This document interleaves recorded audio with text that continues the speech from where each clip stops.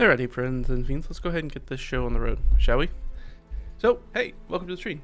It's our usual, I guess I should say, Saturday morning, at least for me, stream.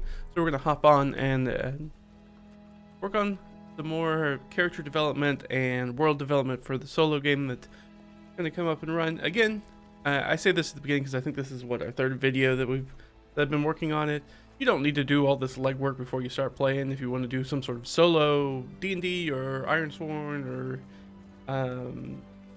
Dungeon World or Starforged or any type of game that you want to run by yourself, just for you and you alone, just go do it. You don't need to do like a full campaign setup. Like, you don't even need to do this for a full standard D&D game. It's just a way that I do it, and it's fun.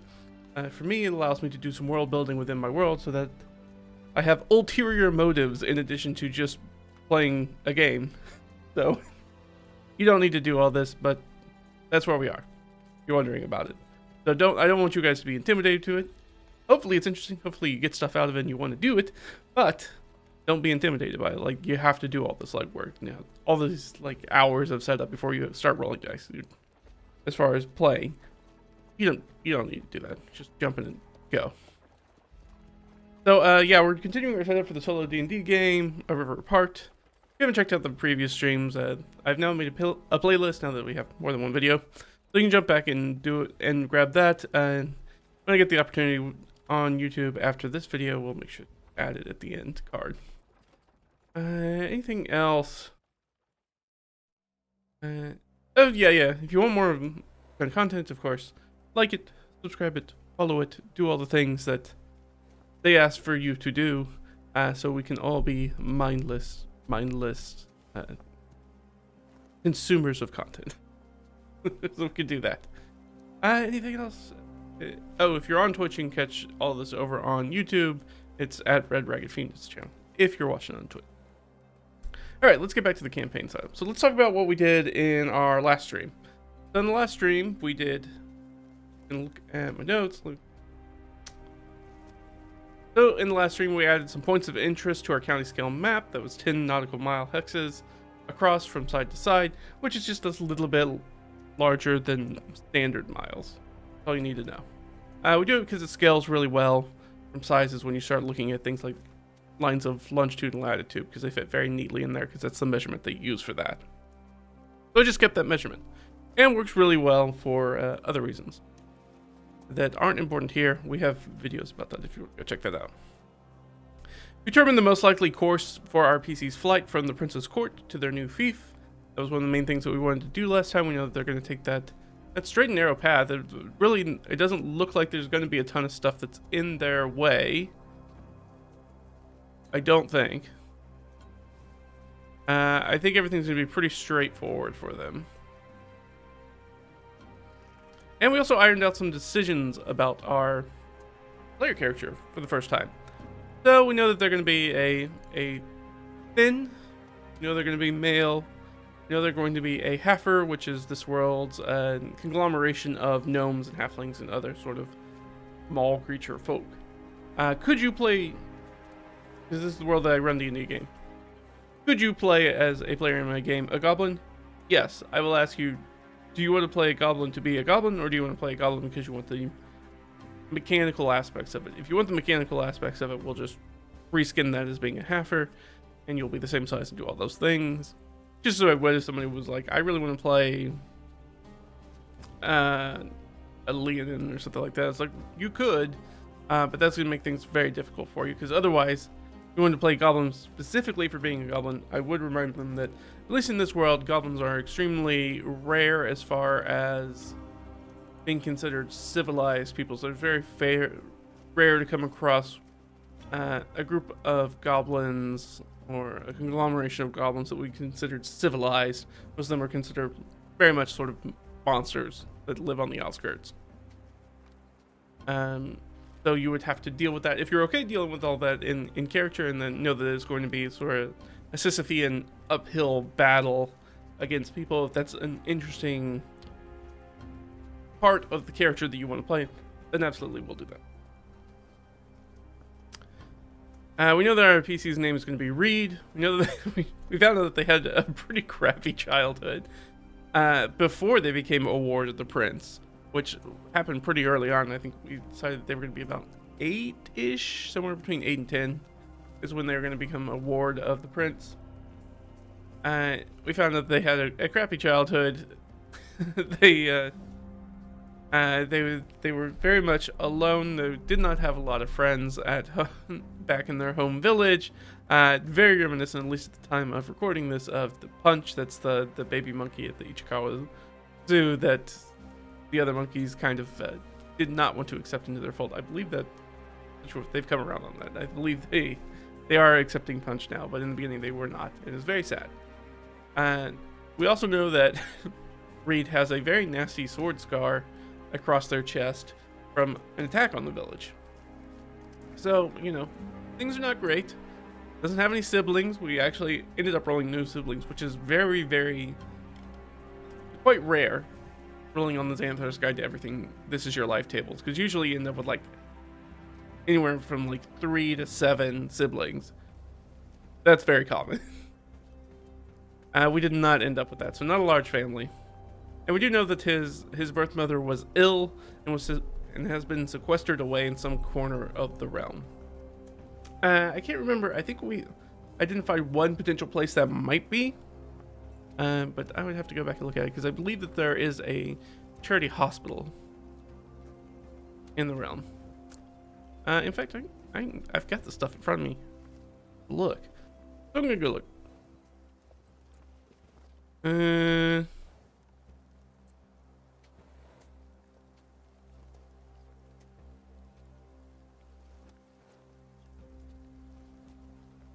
Oh no, I did not get that detailed. I must be thinking about the other stuff we've worked on. I'm not that detailed, so we don't know yet. There's plenty of places where she could be, though. We just don't know where that is yet. And that's alright. And that's everything that we completed in the stream. So since the stream, I've worked on a few other things that we can show off. I completed assigning points of interest to the county scale map, because we had only done sort of the primary path and started filling it out. And I listed out the major NPCs for the Princess Court with their titles, and I think I've given them all names now as well. And for that, we can just go ahead and show you. So let's go ahead and jump over.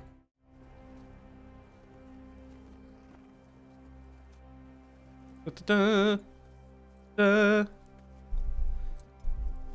A heifer, a cow, no, a heifer. Sorry, that's my pronunciation. Halfer. So a heifer, a person of half stature. What level are we going to start your character, and are the classes random? I don't know. I'm going to probably choose their class for Reed. I'm thinking that they're going to start off. Honestly, they're at the very beginning. They're probably going to be. They're either going to be level 1 or they're going to be level 0. I haven't really decided that part yet. Because I think I want the beginning, specifically their flight, to rely a lot on their retainers. So we're going to give them 2 sidekicks in the very beginning.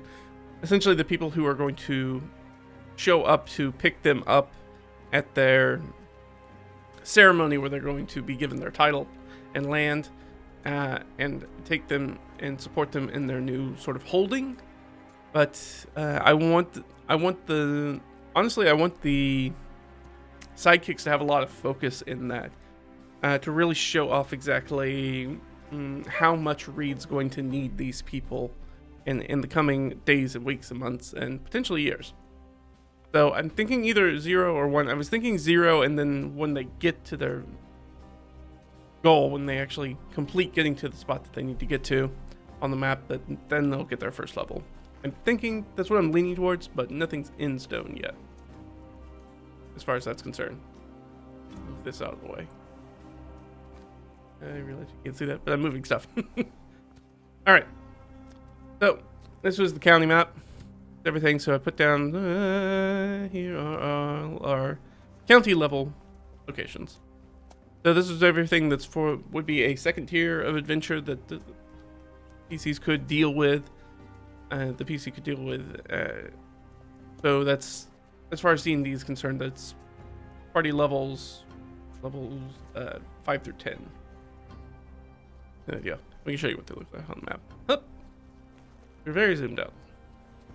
That's everything. So we have our atlas up here. We've got our little region scope, so you can see like real zoomed out, zoomed in a little bit, and then we're going to get in here and zoomed in quite a bit more. So you can see that I've gone in and I've added some guys in here. I haven't added. Why is this? Am I missing? Okay, missing. Okay. I don't know why this thing's missing. I'm just gonna add it. APL 05 attachment. And this should be trouble haven. I don't know.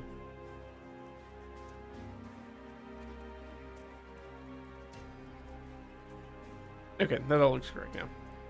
So yeah, we've added a lot of things. You'll notice that there are lots of points of interest over here, which is our more sort of civilized area. So there's a whole lot more things going on. And then as we get further away from the Princess Court, which is right there, as we get further away from that, the points of interest start to thin out. And then over here, you can see on the far left, there's not a ton. I think I've also made the decision. I don't think I know I've made the decision. Is that this guy down here is going to be Father Dearest. So this is the Chief Steward's Keep, who's kind of runs like, they're kind of like a Margrave or a Marquis. It's essentially kind of where they're hanging out as far as power level, I guess, is concerned. But they're right on the edges. And they are appointed. So now it's, I wanted to give some political instability. Why would people care about getting land and title? They care about that because his father previously is not already a noble. His father is an appointed bureaucrat, basically an appointed governor over this land, over the marshlands. And so now we're seeing like start of potentially a new family dynasty in the realm, and that's going to make people who are already established in the realm probably not happy. That's more people they have to contend with for the prince's attention and favor long term. And by taking on more of those slice of pie that is the prince, that might diminish their standings in some ways. This is our realm. So I filled out everything in here, and we can see it looks like so all these guys down here. I also said I was working on the court. There we go. I've got the hex that they're in and who they are. Started. So we've got this down here, I guess. Go ahead. So Chief Steward Ludwig is our Paul, half her father. And we've got a lot of other people in here. Bishop Kuhn, Priest Balthasar, Dean Gerhaus, Retta, Gungund, Ruprecht, Belson, Granada, Osrare, Ella, Garetta. I'm just listing names. You don't need to do that. But this is going to be the people who we talked about who would potentially be at his... I keep wanting to say knighting. I don't know if he's technically going to be a knight. He's probably going to be a knight. I'm going to roll for it randomly, I think, when we start the campaign, so I haven't laid it down yet, but it's likely that he's going to end up as a knight. He could potentially end up being like a small-time like baronet or something like that. But we're going to have advantage on that roll because it, as being a ward and because of Ludwig's existing relationship with the prince as being a chief steward, that he will start the campaign favorably as far as his standing. So we're going to roll twice and take basically the higher. So it's likely that it's unlikely he will be a lord. And even so, it's likely he's going to be a knight or better. Knight or baronet, or I think baron is the top tier title that you can kind of grab at that level. And each one will allow him to generally have more land, which is good for us. We want a larger domain that's going to give us more area to work with, because again, this campaign is going to have quite a bit of like domain play. We're going to focus a little bit more on that. So we need some domain to develop. And I think that is everything we did for... Let me double check.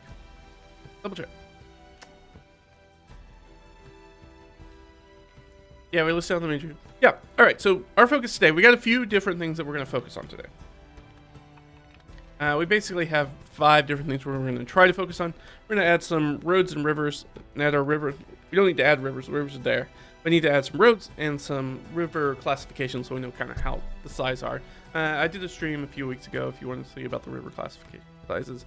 It basically just tells us like the size of water vehicles that can go up and down the river, as well as how difficult it is to get across the river, whether you can ford it, if you're going to be able to find a bridge, if you're going to have to find a ferry, things of that nature, or if it's a small little rill and you can literally just kind of wade through it. Not even really worth going to an actual ford for. Ford. So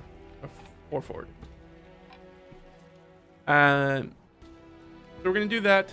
Second one is we're going to build out some of our the VIP NPC port. I'll probably do that towards the end because I spent a lot of time doing that in between. So making the list was quite a bit of time, so I might push that further down on my list. We're going to roll up some heraldic coat of arms. We'll talk a little bit about that first. But I am going to mess up some of this order because I think I want to do this in a different order. But I'm going to roll up some coat of arms for Prince Hels and Duchess Eva and Magistros Laios. Are like 3 big like VIP NPCs, basically rulers of this area. And then we're going to start rolling our PC's stats. I will probably push that up a little earlier. I'm very interested in that, and that will help us kind of narrow down that class choice we talked about. I was like, I don't know what they're going to be yet, but once I start rolling, we're probably going to have a good idea as to what they are. And we'll discuss what type of NPC retainers and companions will aid Reed in the early sessions. Like we said, there are going to be 2 up front, I think. And I think based off of whatever ability scores that we roll for Reed, we'll have 2 other people who kind of complement that. So if we look at whatever Reed's 2 highest ability scores are probably going to be starting out, then we can pick 2 to go to a different person, to a different retainer, and 2 for the other retainer. And that gets us all 6 of our ability scores with somebody who should be mildly proficient or good at doing things, and that gives us a nice 3-person party to start off with, but really only 1 PC we're going to run.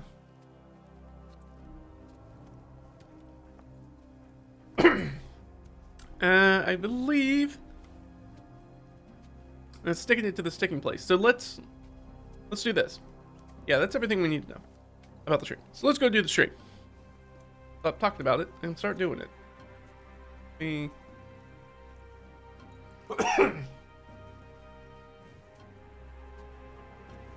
we're gonna pull this up, and we're gonna do some rivers.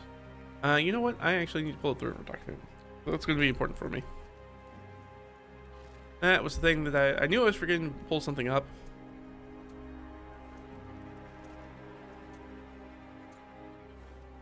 And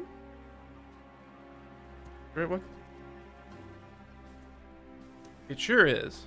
There we go.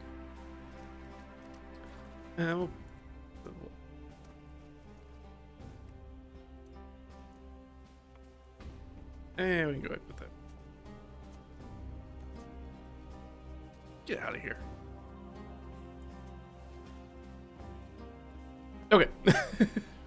Okay, we're good. Let's go over. So this shouldn't take very long. I'm not going to make the names for the rivers now. I'll probably do that off stream because that can be a little tedious, and it's just kind of a lot of rolling. I'm using a random name tables to kind of come up with ideas about what things could be named, and then I'll probably go in and translate them a little bit to be a little bit slightly more Germanic because that is the area we're in.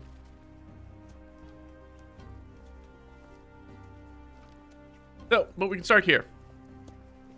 Which I don't have any of the stuff down. That's okay. So here. This is going to be the Ruthik. I know that on my head, which is the biggest river that's in this area.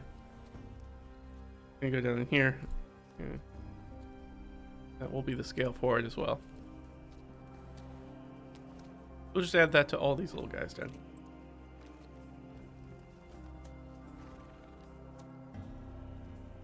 Perfect. Okay, so that's the Ruthic. Everything down here.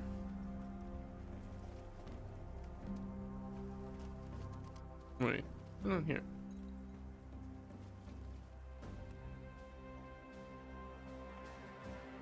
Oh, okay.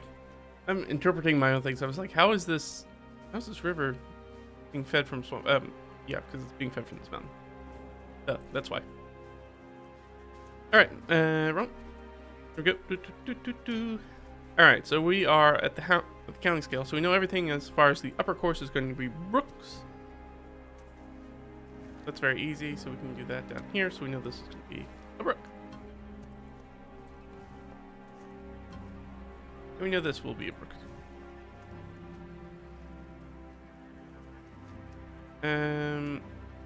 Both of those come out of the highlands and will become creeks. Go ahead and put this here.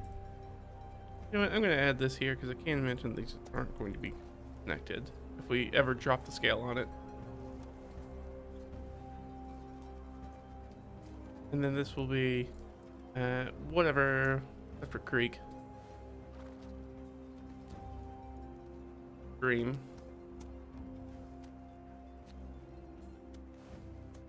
And then I'm going to go ahead and put... actually...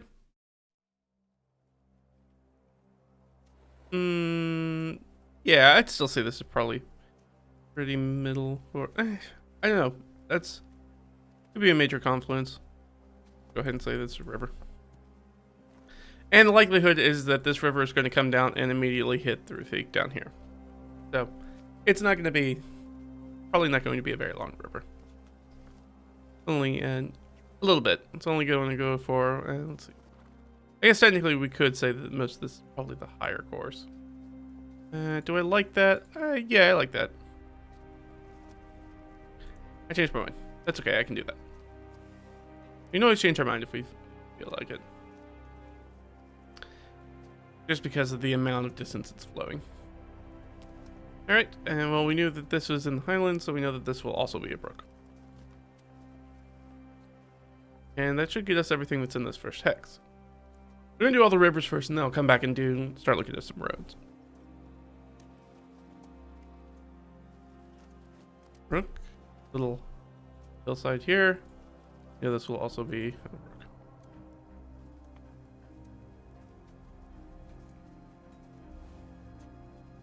And then over here, this is going to determine on this guy. So that's going to be a brook. And this is a very long river. Ooh. So what we know is that down here at the bottom, that's obviously going to be the lower course of things. So, because that's going to be the lower course, and as far as we can tell, I click on everything except what I'm looking for. This doesn't seem to have an outlet that we can see. Doesn't mean it doesn't have an outlet. This big lake doesn't appear to have an outlet. So I think we're going to go with that already being at the lower course. This is already a ton of water that's down here. That makes sense to me.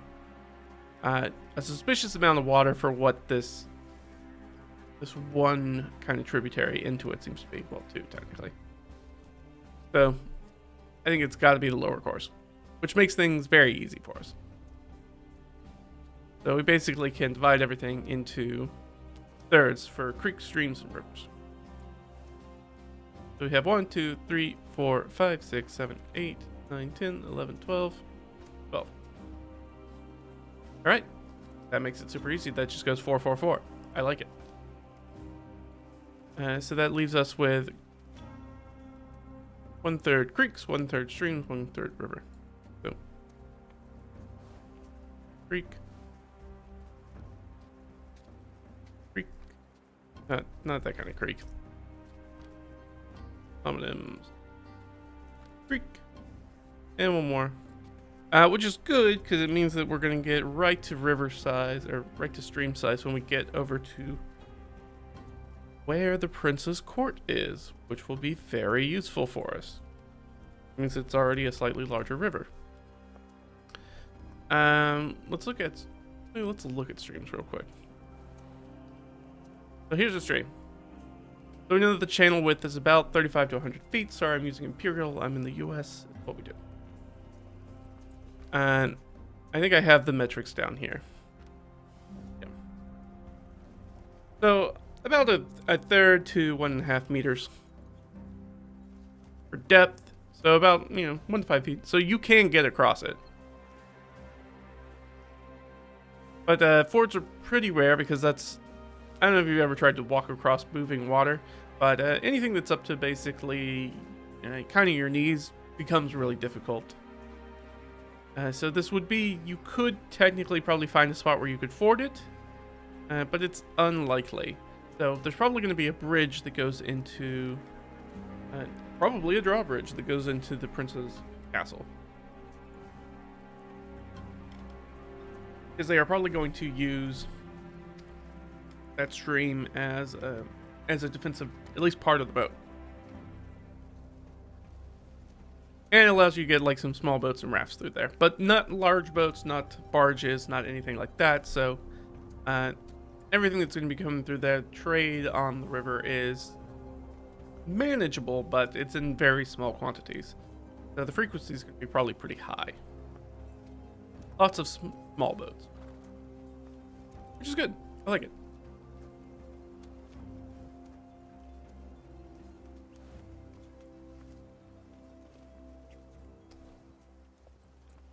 So we've got how many for stream? Stream,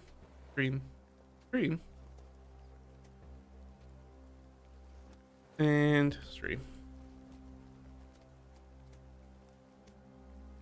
I ended up when I was going through here with a whole bunch of like remains and ruins that are kind of in a very relatively close proximity to each other. So I think that there's probably going to be some history here. I don't know what that's going to be yet. It might come up in our gameplay, might not, since we're going to be way the heck up here. If we find more remains and ruins up here, I might consider those related. Alright, so we had stream, and stream, which leaves us with, I believe, river. Yeah. Down here will just be rivers. River. River.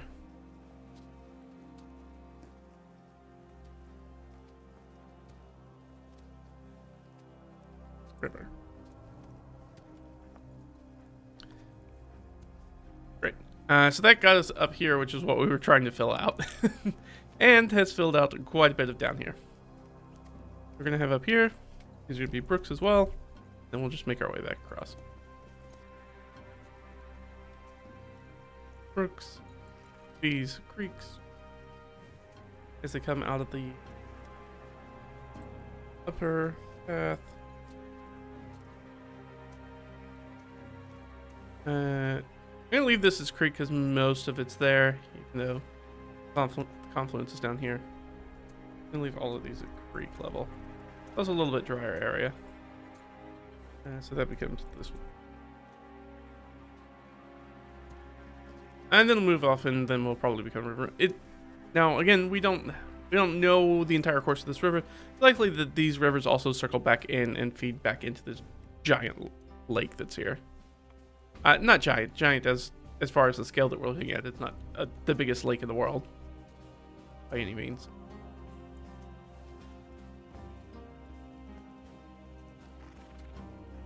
And that's everything there. And we got these guys all done. Really, all we need to get back here is, because we start with brooks, right? I'm gonna memorize this at some point. Brook. Creek. I like it. We're gonna keep going creek. Creek.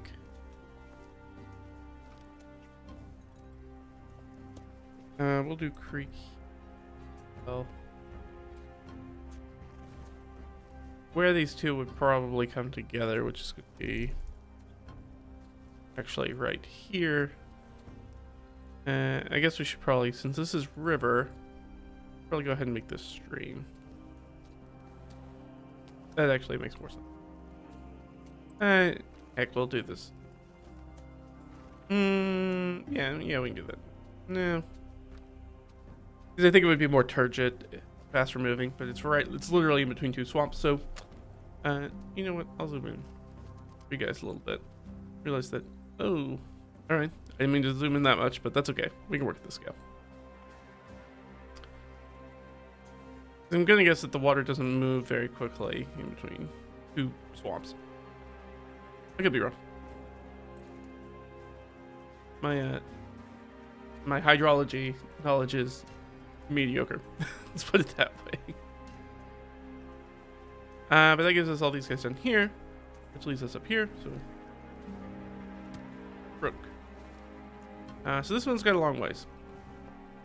This is where it's going to turn into probably a river at this point. I can't imagine that this is not a river at this point. So we know that that's going to be a river because that's where the big confluence is. Brook. So we got creeks and streams. So we can go kind of 50-50. 1, 2, 3, 5, 6. Okay. Works for me. When in doubt, just get equidistant, I guess. Stream. Here we're gonna have. Or depending on what part of the US you're in, you call it creek.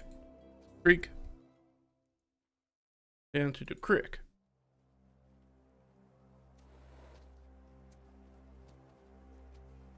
And we've got a brook up here. Alright, we've got everybody there. Good.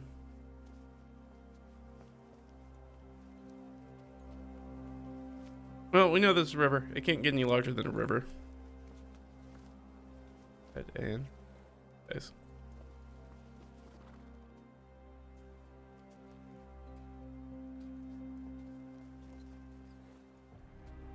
Lake here.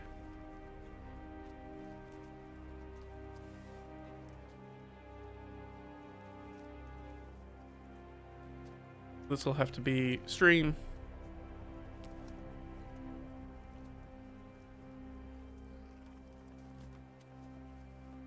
Peak. And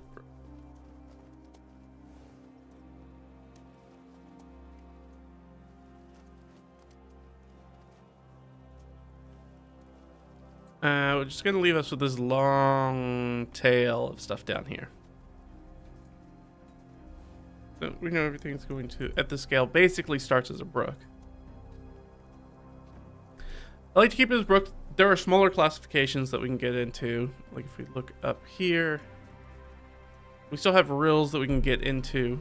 But I like to save rills for just because we have one more granular layer of mapping, hex mapping that we can go to. And so any of the feeder streams in there would be smaller. Just in case, because as we get down there, we might find out that there are some more feeders, more headwater feeders that kind of go in there. But as far as this scale as to what people would map, this would be where where they would say that river essentially, or waterway, ends or starts in this case. Not technically ends. Brook.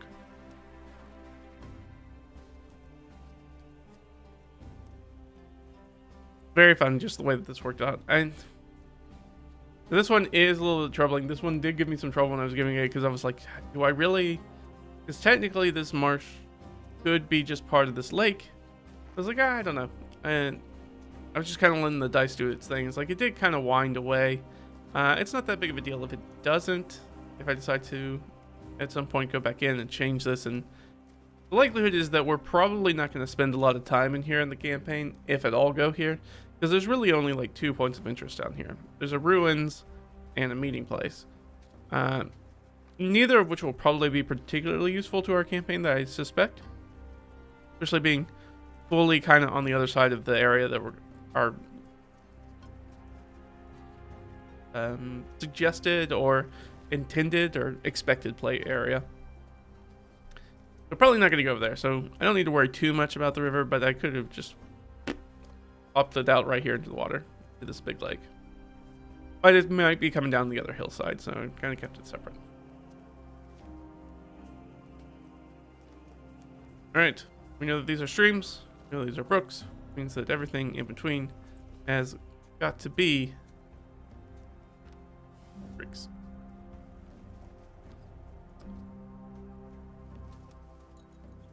That makes this life very easy. Actually, what I might do is because there's a confluence, I might go ahead and make all of this brook.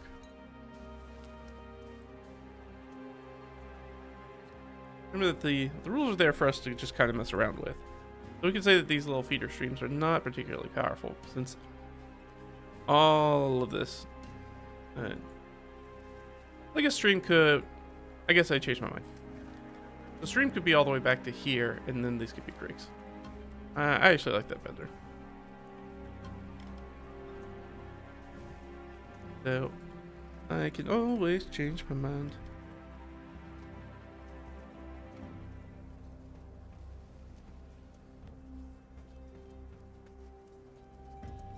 Brooks are a little bit less interesting of a waterway anyways, because you can't really do too much with them.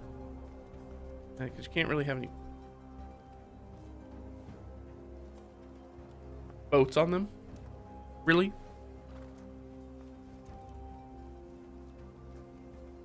This,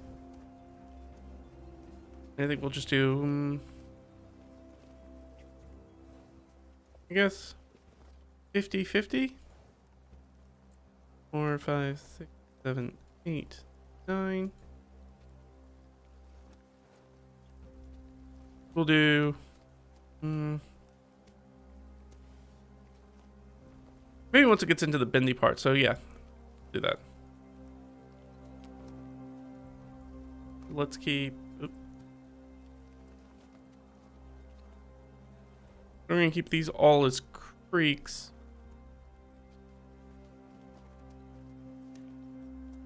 Until it gets to the windy part. And we'll assume that's where it kind of develops. That's great. It kind of matches how river courses generally work. The further we get down the course of the river, the more windy it tends to get. So we've gotten to the stream. And remember that even though we don't see them at this scale, that there's probably a lot of other little feeder rivers that are running into these waterways along the way. Just like we saw with the Ruthik. So previously we didn't have any of these feeder streams that were going, or rivers that were going into the Ruthik, but now we do.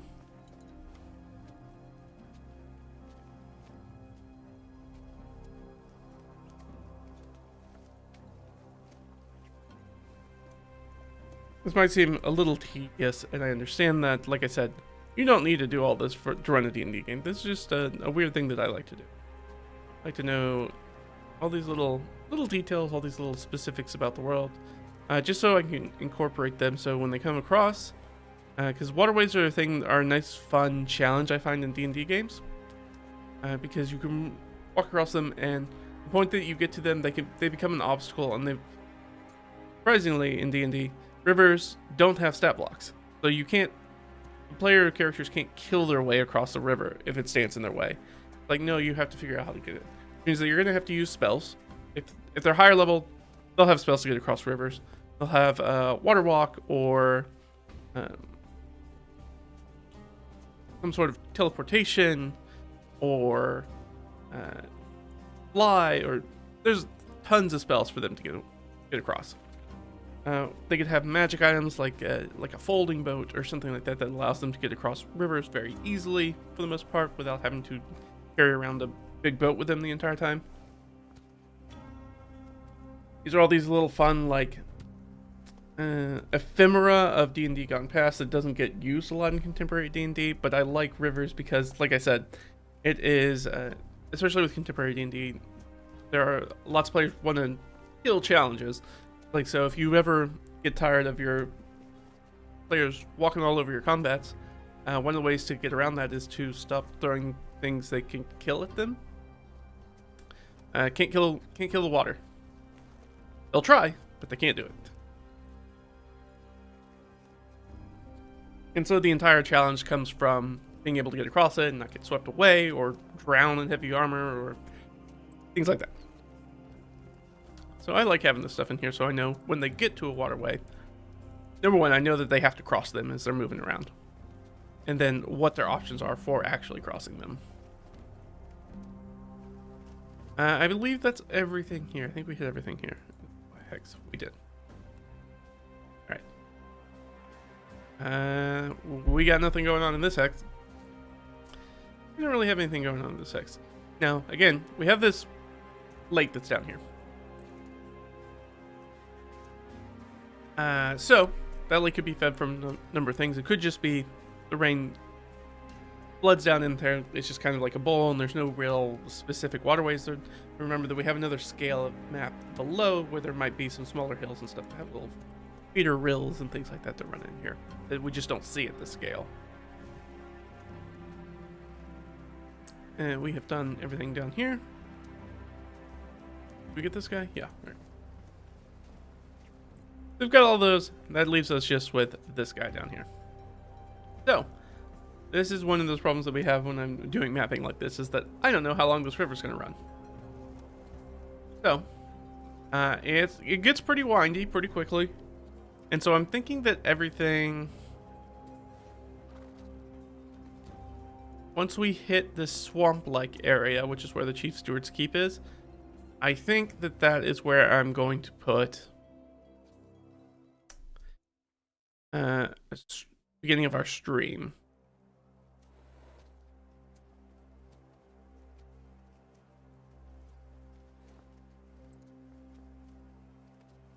We have no idea where this thing's gonna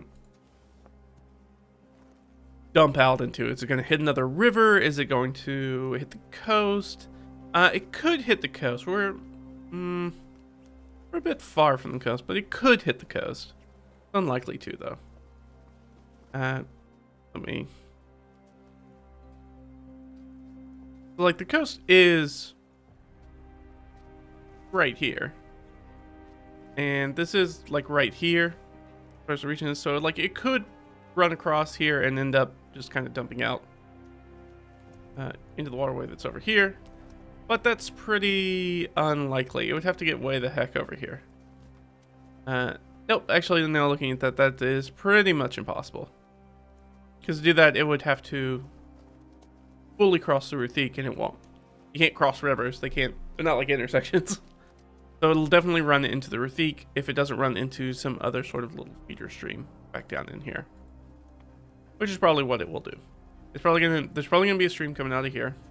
They're gonna hit together, and then they'll probably end up dumping out into the Ruthique. Back over here. Do you need to know that? No. Do I need to know that? Unlikely. But we're gonna, we got it anyways. We have that knowledge anyways. So that means that, yeah, we probably still have a ways to go. So stream down here, everything up here is going to be creek.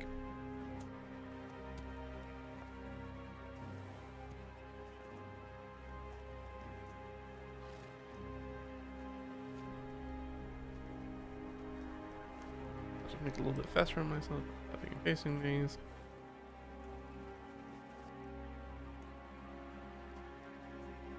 Which makes sense. This is a pretty arid area compared to some of the other places that we're playing in the sandbox, the other locations.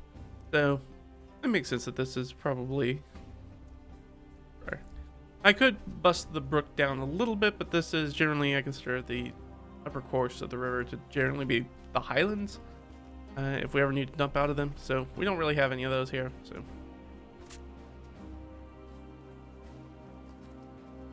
Alright, that should be all our rivers. So, great job, us. We've done it. Excellent. So the next thing I said that we were going to do is that we're going to drop in and we're going to put some roads in. Not a ton of roads. We just really want to look at... So we had these roads up here on our region map. So we know that there's a big road that heads northeast from, presumably, the Princess Court. The problem is that we've got a monster lair right here. Why is this...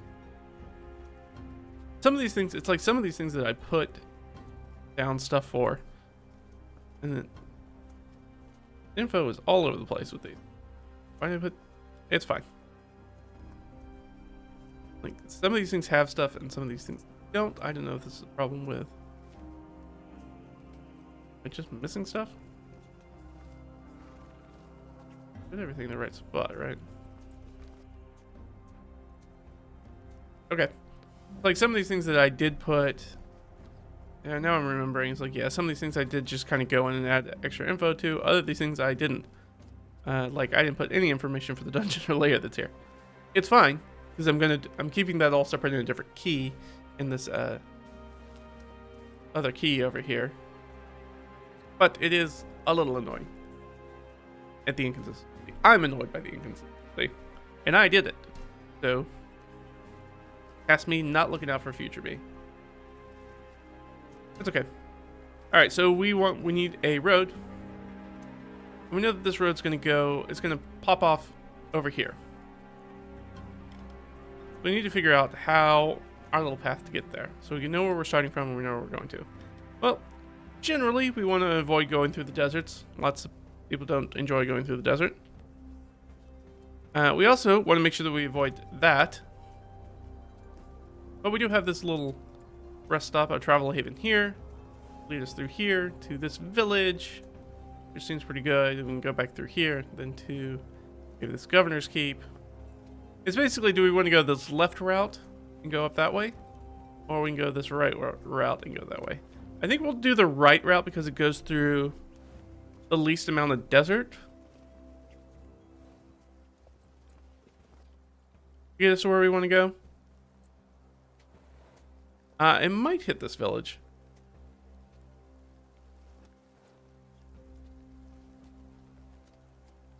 Yeah, I think it'll hit this village. Oh, and the travel haven construction. Yeah, so that makes total sense that that's the route that this will go on. I like that. All right, so it's going to go boop, boop, boop, boop, boop, boop, boop, boop, boop, boop. Okay, there we go. Because we know that this road is going to go up to Magistros Laios. Manor house or castle or whatever it is. So this is a road that crosses the domain. It's an interstate essentially, because it goes between states. All right, and we know that there's going to be some sort of major road here. I should not have done that. We know that there's going to be a major road between here. This is a big construction area. So actually, I'm going to go ahead and put,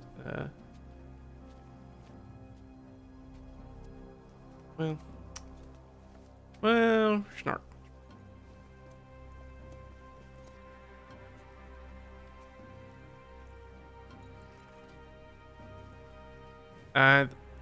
The road tool is the same tool as the river tool, essentially. And the river tool, as you guys have probably witnessed if you've watched the other streams, is finicky at best, as is the road tool. So I want to keep my touches on it pretty light. Now the interesting thing is that this road is actually probably going to end up dipping down into here because we can't get to where we want to from here. So it's probably going to go boom, boom, bum, bum, bum, bum. Maybe. Because the overland route for that is going to be a pain in the butt. Because we ended up being down here, so there's no way that we're going to be able to get there straight away. So I think we're going to have to... Because the road down there would be... I mean, we could follow this whole river and go up, I suppose. I believe this is the construction we're trying to get to. Yes. So it's actually going to be from here. And from there, it's just gonna follow the river for the most part. It'll get to the hills. It'll go around the hills. It'll go up to there. It'll go up to this travel haven. Then down through here. There we go.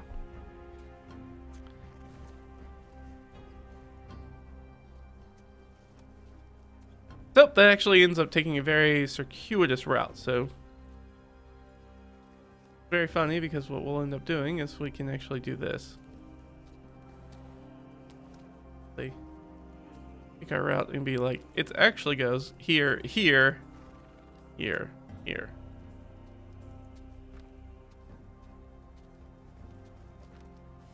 Even though that route doesn't look like it's correct, based off of what we have down here, it is technically going through those hexes. Dipping down. It's just relying on this north bend because it's going to follow this river. Or technically this is what? A creek at this point. Until it gets to this area in this thick woods where it's going to break off and it's going to head back north.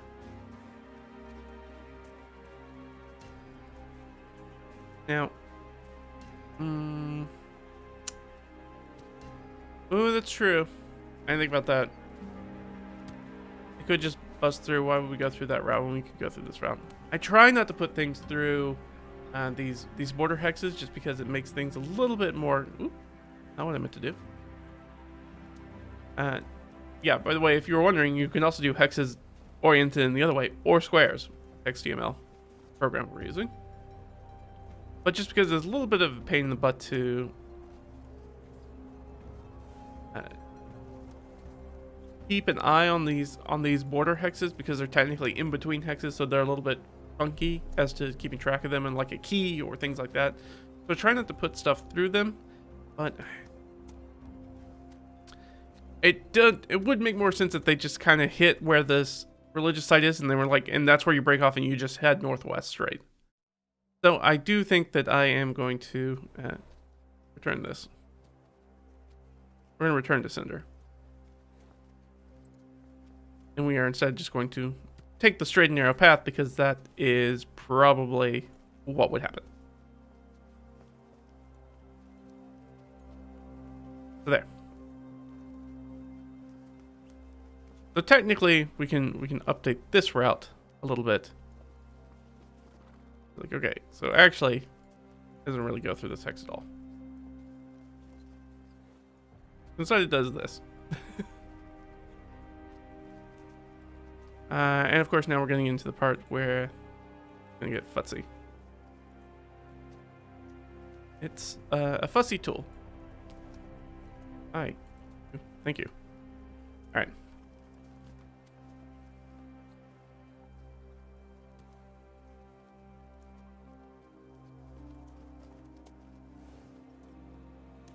I don't know why this looks like that.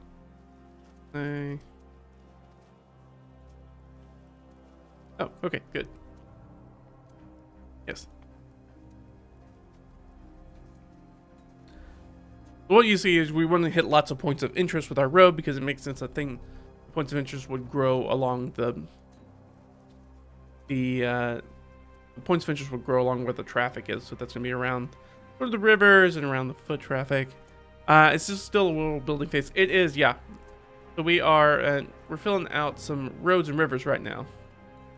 And once we get through this, we're gonna move on and start dealing a little bit with our character, and then we're rocketing very, very close towards the start of the campaign.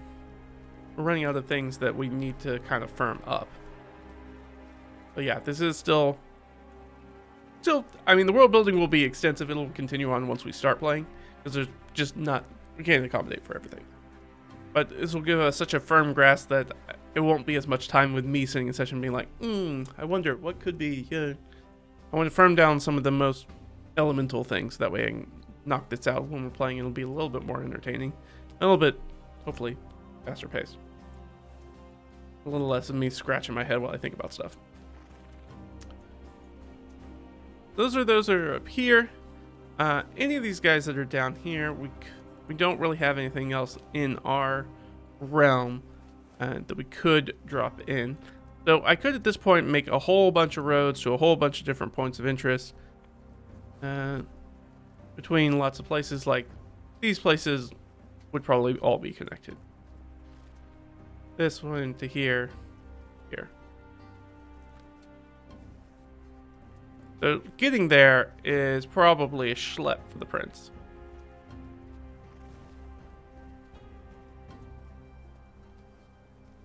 Getting to the western part of his domain is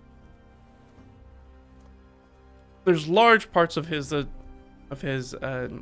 area, as you can see up here, that's just kind of like dense forest. So there's lots of heavily forested on also the western part of his domain. So there's not just a ton of like high level stuff there. There's a bunch, I mean, a lot more like little villages and things like that. So we could go in here and add roads for everything. Will that be useful to us, especially at this point? Almost guaranteed no. that would not be a useful use of our time. Is there any sort of north passage? That's the only thing that I am concerned about. Is that we have like this village that's hanging up here, and this travel haven. So this travel haven feels like anybody who is wanting to go east to west, like from, even though there's not a lot of stuff over here, but like this crossing the river, if they wanted to get over to this travel haven, like that's a long schlep. That's 1, 2, 3, 4, 5, 6, 7, 8, so about 80 nautical miles, which is quite a bit. That's about 100 miles, and not quite that, just to get there. Mostly over through deep forest, and then you're gonna have to go by boat. Not gonna be any other way to get there. But I think that there is an overland route, and then you would probably go to here, and that would pick you up with this overland route, or you go south down here, and you pick up essentially the Princess Road, the Crown Road, and go through here. But I do think that there might be like a northern passage through here, and this would have us put another road through one of these border hexes. That's okay. And it'll get us down into this construction, and then this keep, for the Viscount's keep, down here. And since this is a no trespassing land, we'd stay away from that.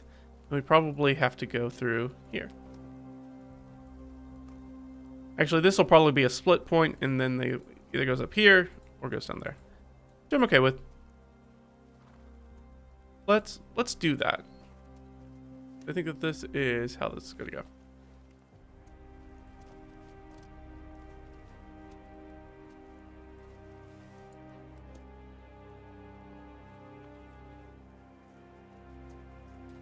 So that makes sense for there.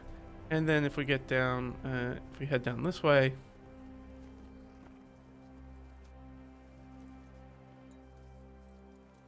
it's would they go there first is the thing. I like having a split where there is something. So I think that could just be signage that's there. Now, once you start getting to the nitty gritty, you notice that there are probably some pretty major roads all over the place.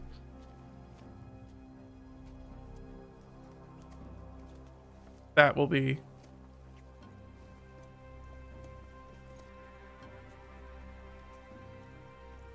because really there's probably a circle of things that are going on right here.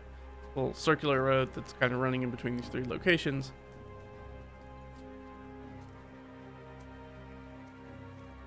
Actually, you know what? They might have kicked all the way out here and then gone back. That actually might be a better solution. I do like that better. I'm going to change this route a little bit. So I'm actually going to kick it further out to here, back up and into there. And that'll make more sense for here. Here. Again, so the roads get pretty complicated pretty quickly when you're trying to connect points of interest. They don't all have to connect. But it's nice to see, especially in the more civilized area, because this is the most sort of developed area, see quite a bit of road infrastructure. That gives us an idea of what that pass will look like. And that gives us an idea of our route. So we knew going out that there was probably one or two routes that they were gonna, that our Reed, I don't remember his name, Reed is either gonna take to get from down here, Prince Hels Court, all the way up to here, which is where his domain's gonna be. So now we know that there is probably this low route that he'll take. or this higher route he'll take. If he takes the higher route, it's going to go right through the Viscount's area. So I guess we could look if the Viscount is friend or foe. Let's and this guy's in 1, 2, 3, 4, 5, 6, 7, 8. 8. So the Viscount's in 8.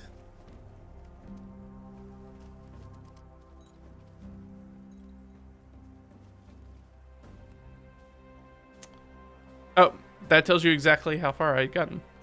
I skipped over some of these guys.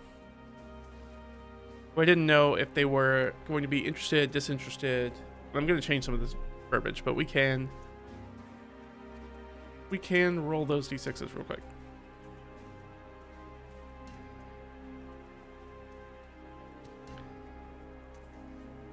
All right, so they're going to be kind of disinterested.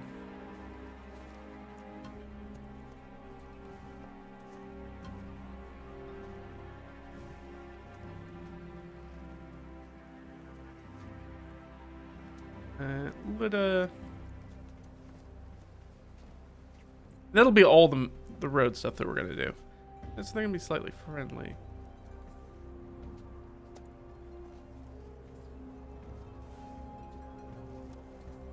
Or sorry, no. That's still gonna be. I'm gonna go back. I'm using an old table. I'm gonna change up some of those things because it's gonna be a little bit too much disinterested.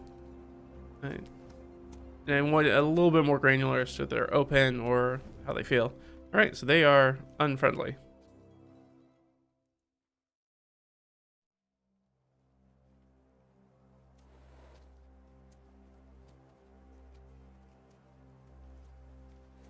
They're friendly.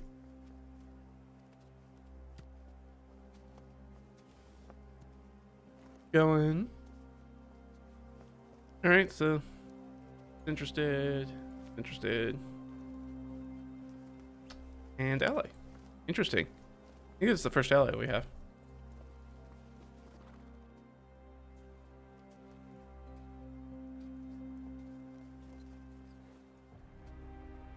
For anybody who's like an ally like this,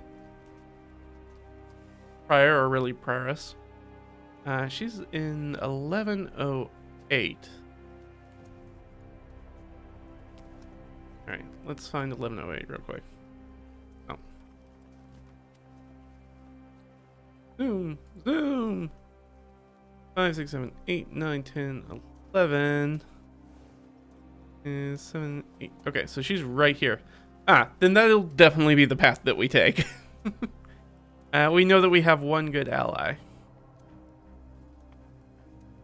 And that's along the southern route. So that will definitely be the route that we will take.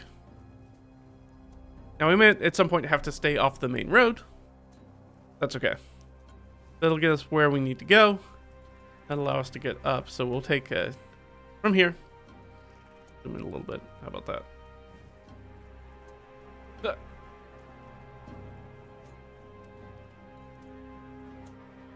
So unless somebody's actively chasing us and we need to get around them, we'll keep going this route. This will be our ally. We can check in with, which will be really nice, which will probably be a day's journey. And more than a day's journey, sorry. It'll be a nice little place where we can maybe have a respite for a day or two. Be really nice. And then we'll run up here. Now this is the active ferry repair, but there is a crossing here, which maybe we can grab as well. Might be the more active one. And that'll probably take us here to this travel haven. And from the travel haven, we can schlep it by foot into this area. So that gives us our route. That's our presumed route unless, there's a whole bunch of bandits or whatever forces will be chasing us. It'll be some of the people who are not interested in seeing us prosper. They'll be coming after us, so we might have to get off the road and get into the wilderness. We won't know that until it happens, though. But that kind of scripts what our opening is going to be like. Excellent. So, we've done that. Now we can move on. I said that we were going to roll some stats. Let's roll some stats. Let me get to the place I need to get to. Reference document. Dun, dun, dun, dun, dun, dun, dun, dun. Okay. Where's my info about our actual PC?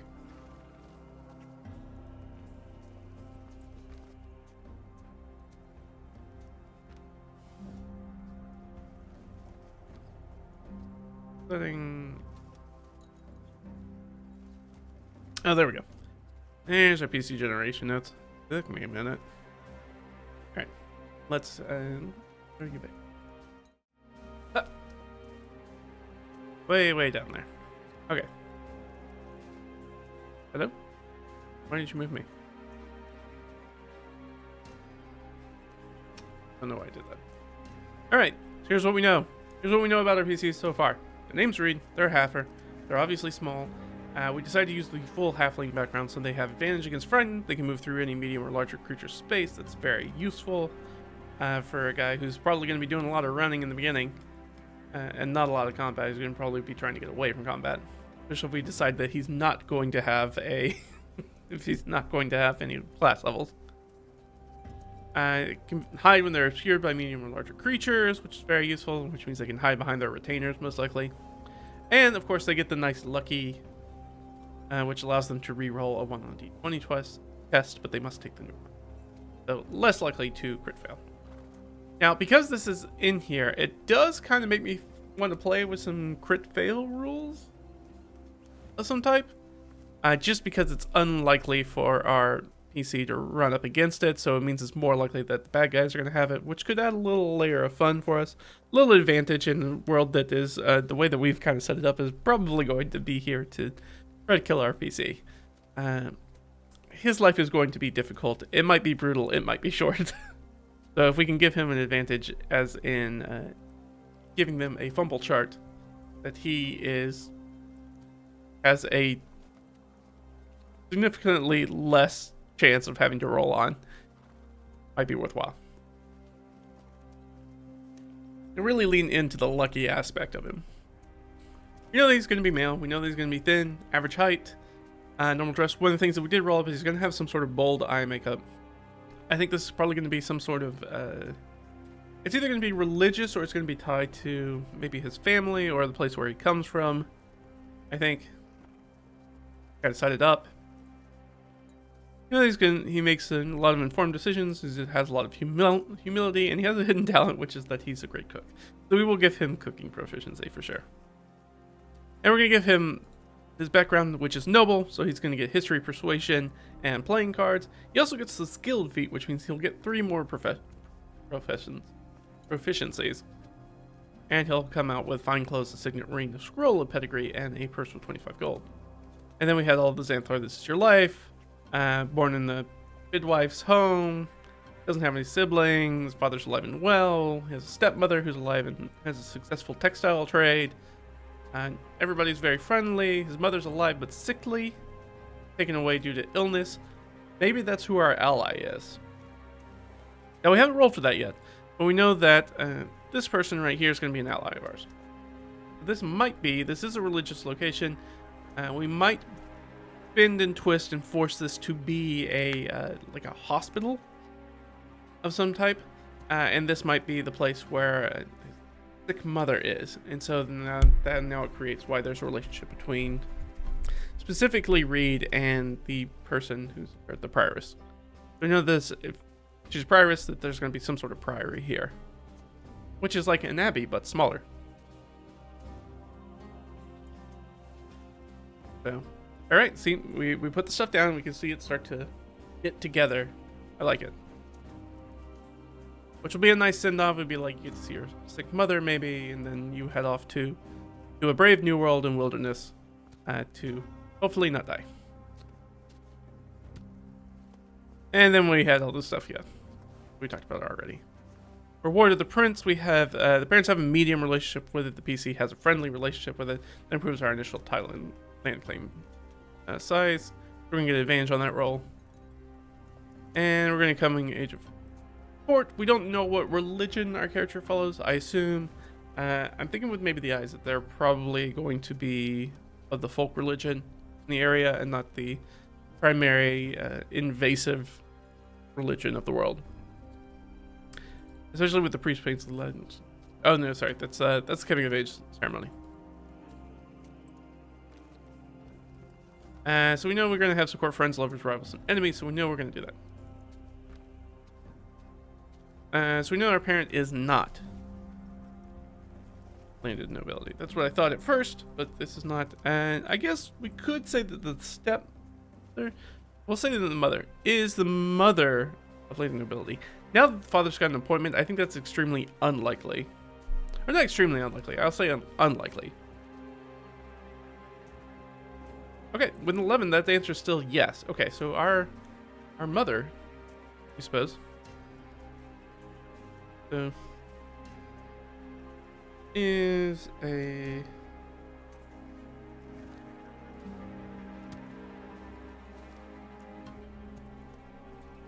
straight, and mother is a, I think we'll say probably a minor noble. You know what, I'll roll for it, but that's almost guaranteed to be that. Okay. And she's going to be a minor noble. And what is 3? 3 is technically a knight, I think. I don't remember what my time. I believe so, but yeah. Regardless, she's going to be a minor lord. Like one that's not of enough status to probably show up on the region map or the county map that we're looking at right now. Wouldn't show up on this map. They're holding. So it's just a little holding.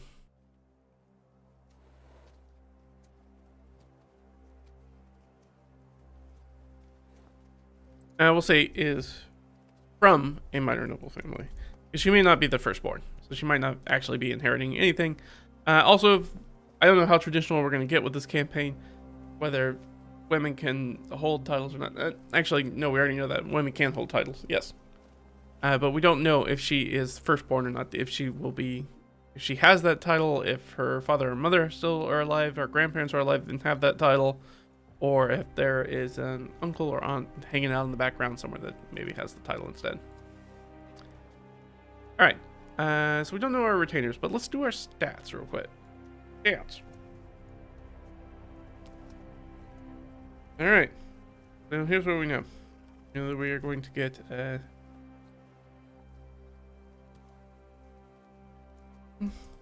3 from background. I talked about this in the last stream, but I will probably ignore the recommendations because I don't find I liked the removal of ability score points based off of ancestry. I like that was removed in the 2024 update, but I technically I liked it in, what was it, Tasha's that removed it and allowed you to put it wherever. I don't like that that they kind of didn't understand the issue, I think, in WotC, and they were like, oh, so we'll just, instead of tying them to ancestry, we'll tie them to background. I was like, that you just created the same problem in a different color. So I am going to ignore that because that was a silly solution. What we did was we just made the problem look different, because then you're still going to have backgrounds that are more advantageous for different classes, which is also the same problem as tying them to ancestry. So I think what we're going to do, we're going to start with 6. We're going to start 6. And I'm going to roll 2d6, because remember that this person is still young, so they're not really a full-formed adult. And I think I wanted to do some growth as they mature through play, being able to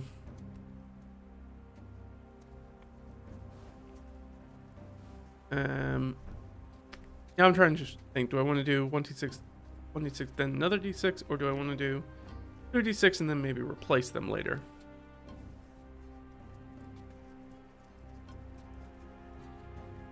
I think I'm going to do base 6 plus 1d6, right? Remember, they're just coming of age. They're like 14, 15. So they're very, very young. They're clearly not, they're not fully physically developed, much less mentally developed. Because we're starting with such a young protagonist.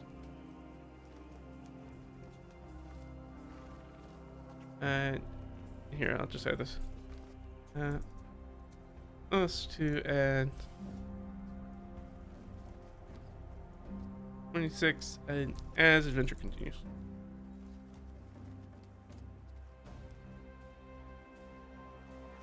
Which makes us kind of slow roll into classes, that's alright. Their power level is going to scale a little bit more as to go through. So even in the lower levels, they're still going to be, until they technically hit level 6, they're still going to be technically weaker than a character. What we do want to make sure is that we're going to hit roughly 60 point buy. We want to hit, because we want to have them basically on scale with being a commoner. If they can hit that, then they'll be in good. They'll be in a good way. It'll make sense for them. Int, whiz, and chop. 6. I can type. I know what I'm doing. Alright. So we're just going to roll 1d6. Now here's what we know. We know that our father is pretty muscular. We know that we're thin. So that kind of gives us some insight. What I'm going to do is I'm going to roll them straight down the line. And I'm going to take that, and then I'm going to decide whether I want to keep that or not. Or if I want to move them around. Because I'm open, because I don't know too much about this character. I don't have any ideas about... Well, they're pretty thoughtful, so they should be kind of intelligent. They kind of have humility and things like that. We do know that they've been injured. They have a pretty nasty injury, so if they're not super strong, that's okay. If they're not super dexy, that's okay. Or even super con. But we do think that we don't have anything that says that they're going to be very charisma-based either, so let's just roll them down. We're just going to roll them one at a time. 1. Okay. So, that puts us... 7. We're going to put this here. 07. So, not a great start. Oh no. Alright. So things are not looking good for us thus far. So, our physical stats are pretty limited. Alright. Oh, there's the big one. I wondered if we were going to get a big one. So it does make sense based off of what we talked about, that they had, they showed a bit of humility. Where was it? And that they make informed decisions. That speaks very much to wisdom, I feel like. That makes sense. Now the question is, are they charismatic? Pretty charismatic as well. So while that's average charisma, that is average charisma for an adult. So this person, even at like 14, has kind of the raw charisma of an adult. They're lacking in a lot of these areas, obviously. But, they're doing okay on other spots. Ooh, that was definitely not right. +1. 6 plus, 2. I can math. 2. 6. Okay.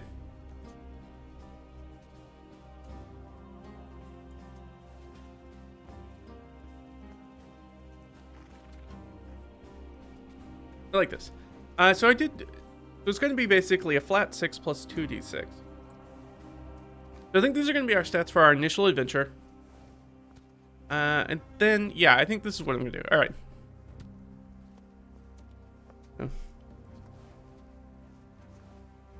Upon reaching the...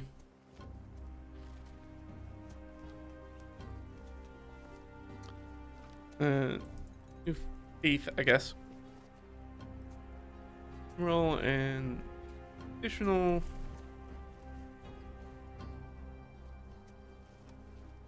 probability score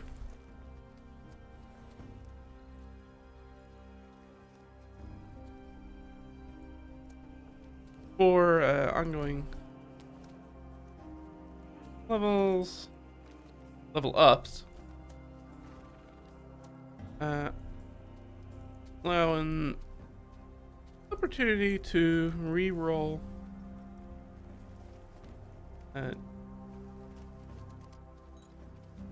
and ability score. I don't think that clearly communicates what I'm trying to say. So let me talk it out. So what I want to do is that we know that these guys right here are not great stats. Now, when I get there and I roll the next ability score, and we could forecast that if we wanted to. That might be useful. I don't know. Maybe I'll do that in play as it comes up. That could be interesting too. Rolling this additional 1d6 per ability score. As the adventure goes, we might be like, the first time we make a strength or athletics check, we're going to roll that extra d6 to see. I don't know. Maybe, maybe not. We'll see. But the idea is that, okay, so once we get there, we'll roll the other d6, and that'll be 2d6 plus 6, which kind of gives us a base range of about 13 to 14 on the average per roll, which kind of puts us in just the right spot that we want to be, because it's, what is it, 72? 72?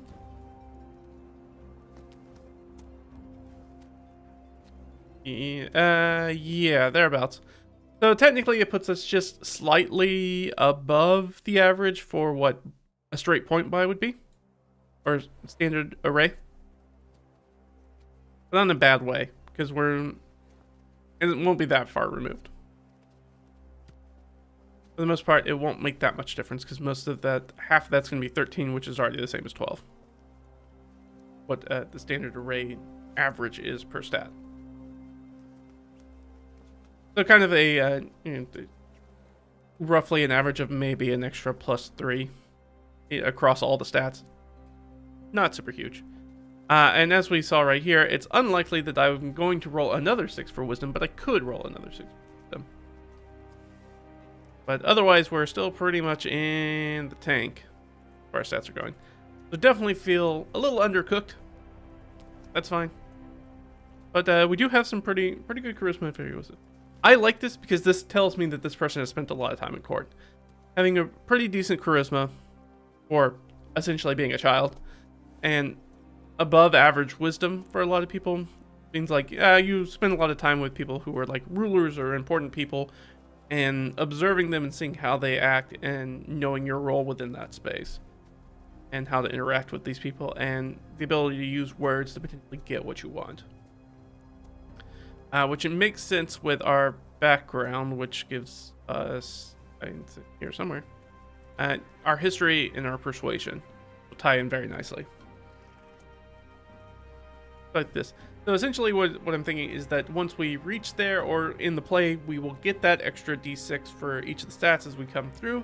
And then afterwards, as we level up, in the same way that when you level up, you have the ability to change out spells, and things like that. You can make those little micro adjustments. They're not really micro. Those small adjustments to your character. In this same way, it'll be like, hey, in a stat that you ended up rolling a 1 for, and that's why I'm tracking these, the actual rolls, you can have another reroll. You have to take whatever the next one is, and it only happens if there's a 1. So for this, we couldn't thus far reroll any of these stats, because whatever it's going to do, it's definitely going to get us above whatever the baseline is. It's likely that between this set of stats that we did, that we're going to get roughly 7.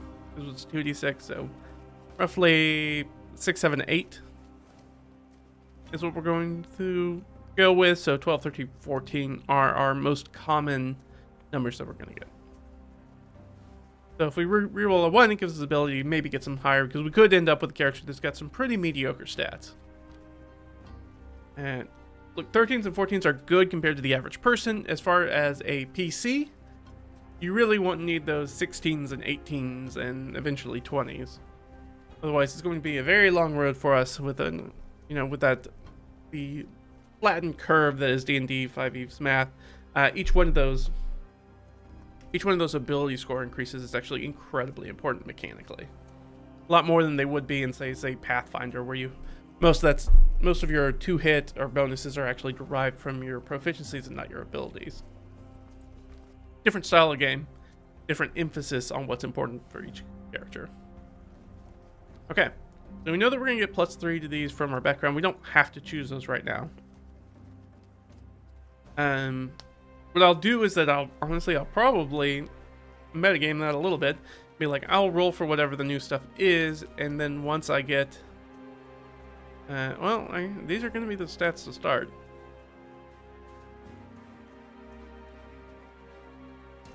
Because we could get us to 8, 8, 8, 8, 12, 12, which would be very helpful. We don't have to do that. We could add a +2 to something, but I don't know what those next rolls are going to be.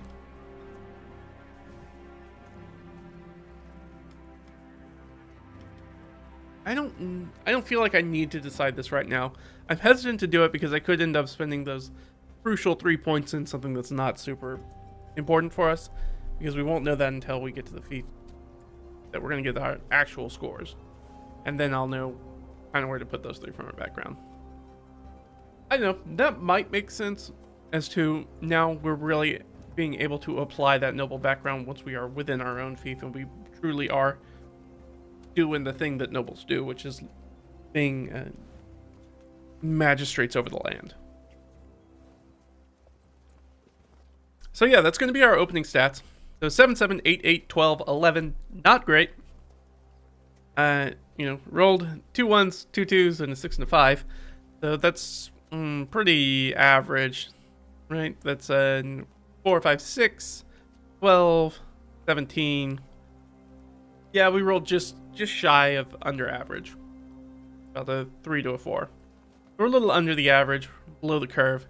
That's okay, because there is the opportunity that we're going to have later to reroll these +1s. I will tidy up this language later, because if I leave it like this, I will not remember what I'm trying to say to myself. So this is past me looking out for future me. Like, I need to make this clear for future me. But for past me, that part is clear. Alright, so we've done our rivers and stuff. We've done our rivers and roads. Took a look at our stats. We have a few other things that we want to look at today. As we keep moving through here, we're about an hour and a half into the stream, trying to figure out which parts that we're going to do next, because we obviously are not going to get to all of them. We're only getting to number 3 of 5 now. So we could build out some VIP NPCs. So we've done this. We can talk about our class for our PC, but it's still because a 12 is great. Don't get me wrong. Getting 2 6s right off the bat is great. But wisdom and charisma will probably be leaning towards something that's a little bit more clericy, druidic, perhaps. A little druidic, because we might have the background with Prince and being our eye makeup, so it might make sense to kind of go a druid route. This character, we might go something charisma based, so we could go a very interesting warlock, even though warlock's kind of underpowered for a solo PC. We could make it work though. Or sorcerer, very common. We want to punch up those numbers. Wisdom and charisma could also, we can make a weird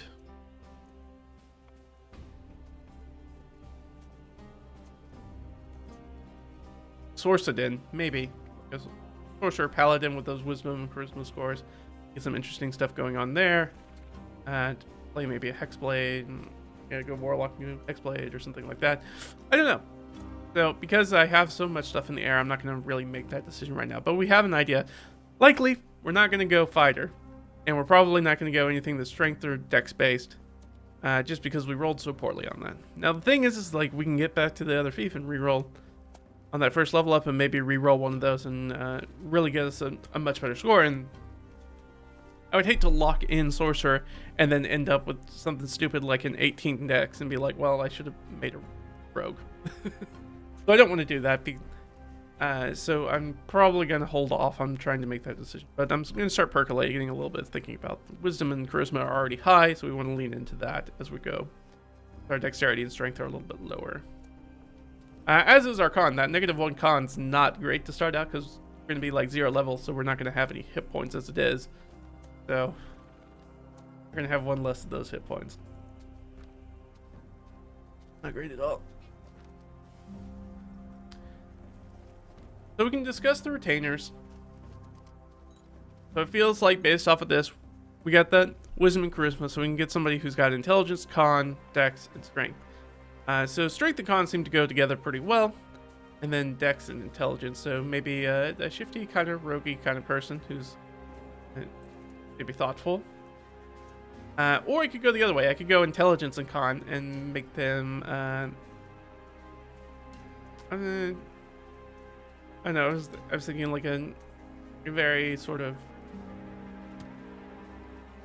corpuscular, like, but very bookish kind of guy. So maybe a retainer that's very large in size, but isn't particularly strong or dexterous. But they are smart. They're just large size, but they spend all the time in the library. A very like that large librarian trope, a gentle giant kind of thing. And then have somebody who's very strength and dex based, and maybe is a little bit more like rangery. I don't hate that. I have to look at some of the stat blocks because that's what we'll build it off for sidekicks. I don't hate it though. I like having somebody intelligence based. That'll be fun. That'll have an NPC that you can kind of throw to, who's going to be like the person who's going to be your saving grace for probably a lot of those history checks and things of that nature. Specifically history checks. So I think what we're going to do next is we're going to do the coat of arms. Now, it'll be fun because it took me a little time to find this, but the first thing I'm going to do is I'm going to take a quick bio break and I'm going to refill up on my coffee. You guys hang around for a second and we're going to hop back over. And we're going to go... we're going to go back over to... our NPCs. We've got our people over here, which I don't think I've shown off the little image generation I did for them. So we can take a look at that. I try to create them all in one style. Show them that, and then we'll talk about the coat of arms. I'm very excited to show this off, but I'm going to go take that bio break. So you guys hang on. I'll be back in just a few minutes, all right? Bye.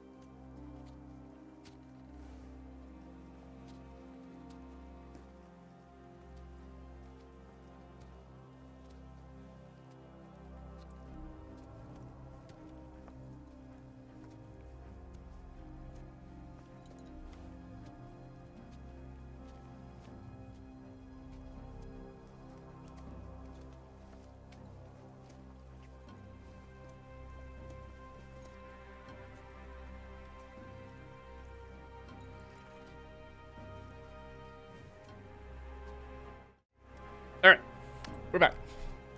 I'm going to throw this over. So I want to talk a little bit about this heraldry source. So it's a source for making like coats of arms and things like this. This, I believe, is actually a riff on an older, an official D&D supplement, I believe. I think it's a distillation and reimagining in the same way that OSE is, Old School Essentials is kind of, or a lot of other old school revival OSR clones are taking old D&D and then kind of updating it and streamlining it to be a little bit more user friendly, because the original stuff is not very user friendly. But I want to over to, this is the heraldry book. I realize you can't see the top of it. That's, nope, I still can't see it. That's a waste of time. So this is the heraldry book. It is a resource that I had, and I knew I was going to do this, and I was like, oh, I'm going to go grab it and have a hard copy of it. I went, oh, okay, so I know where it is. I was like, oh, well, it'd be nice if I could show it off online to people who are watching along on the stream. I was like, all right, let me go see if I can find the resource, and then dug out all my old digital file stuff and started looking through it and digging through and checking it out. And then I was like, where is this thing? Do I not have a copy of it? Turns out I had a copy of it someday in time. This resource, by the way, is over like 10 years old, so this is an older resource. And so I was like, I don't know where I put this thing. Well, I've got this one, but also I don't know how to credit the person that I'm using. And I did. It took some sleuthing. Thank goodness. And not thank goodness, but good for you, I guess, that our D&D game was essentially canceled kind of last minute yesterday. So I had some free time on my hands, so I was like, oh, let me see if I can go find that thing now. And I was able to find it. So this is from Heraldry Book, and it's just called Heraldry Book. It's from Jed McClure. It was published in 2013. If this looks familiar to you, which if you have gone down that hexploration, that hex crawl rabbit hole as for trying to do stuff in D&D, you'll probably have come across McClure's other creation, and frankly, way more well-known creation, which is this guy right here. Is Wilderness Exploration, or Wilderness Hex Explore Revised Edition. This is a weighty tome. It is 62 pages, but it is incredibly dense. It's also incredibly dry. So it is very much like a technical manual for doing wilderness exploration. And it's set up this way. It's set up in that very, very old school way where it's going to give you all sorts of, you're going to get all the wild stuff that's in old school D&D, as far as your wilderness encounters, where you might run across, be a low-level party and run across a manticore, but you might also run across a boar. So all sorts of stuff in here as to which way they go and how they get there and determining the hex. So if you really want to dive into the deep, deep, deep end of this, you can go find it for free online. Just look it up. Wilderness Explore. So explore with an H on the front. Revised. You can find it online very easily. I don't think you even have to pay for it. I believe you can find it for free. At least I don't remember paying for this resource, but it has been about a decade, so who knows? But it's got all sorts of crazy stuff in here, so if you really want to get deep, deep, deep down in the weeds about like randomly generating stuff, yeah, there's a lot of that. Making layers, rivers and roads, islands, castles and citadels. So this is all temples and shrines, so if you really want to like jump in here and really randomly generate, now it's going to give you lots of weird gonzo results too, because that's very old school D&D. So I like this, and I've used this some more than anything else. I've taken inspiration out of it because there's tons of stuff I love in here, and tons of stuff that I'm like, this is a little too gonzo for me. It's kind of like all over the place. It gives you all sorts of cool stuff for like making villages and towns and your little region names and stuff. But yeah, that's what Jed would be best known for. But he also made this, which is another supplement that came out of. This is an update of Village Book 2, I think, which came out in, I don't know, late 70s, early 80s, I think. Very much in line with using that typewriter style typeface. But I thought we could use it to create these coat of arms. I thought that would be fun. So, because I don't want to screw this all up. Okay, where am I going to write this down, actually? Can I do it here? The lowest part of the pages. And I really wish I could right-click Insert Break, but I can't do that.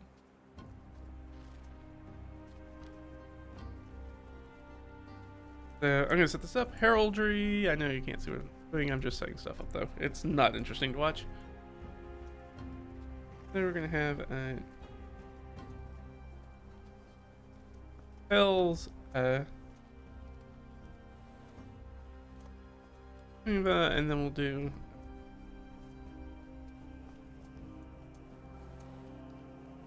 that's fine.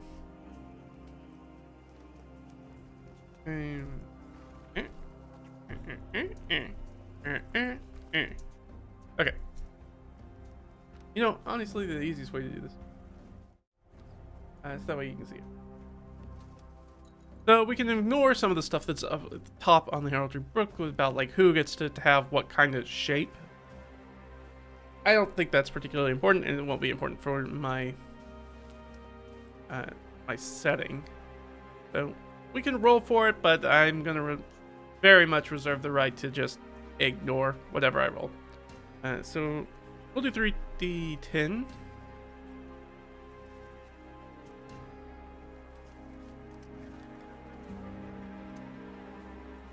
All right.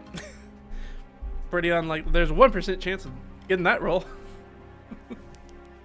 No, actually less than that. That's a 1 in 1,000 chance, isn't it? 110, 1 in 10 is 100. Yeah, 1 in 1,000. All right. So these would all be tapestries. You know what? I don't hate that. I don't hate that. So, if all of them are going to be tapestries, we can assume that, like, that is just the way that they are displayed.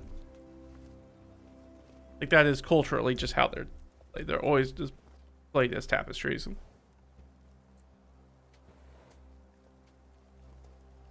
It's not particularly warlike.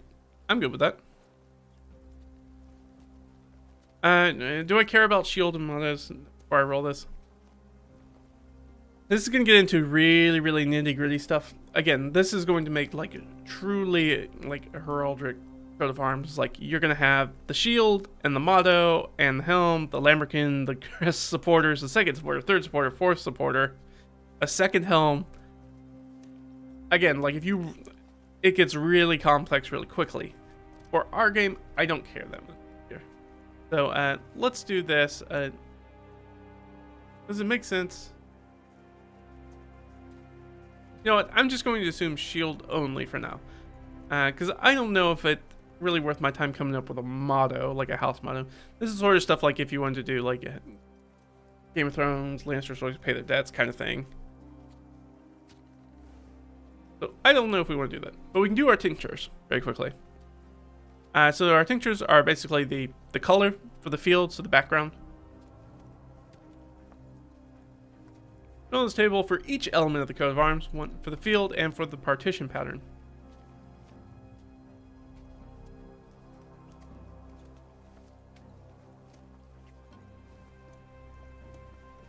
Alternatively, there is a common combinations table.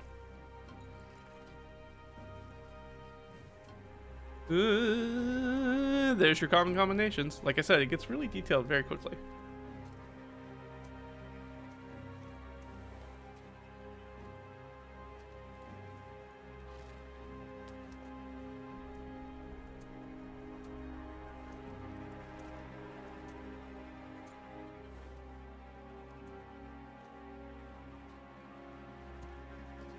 So yeah, it gets very complex very quickly.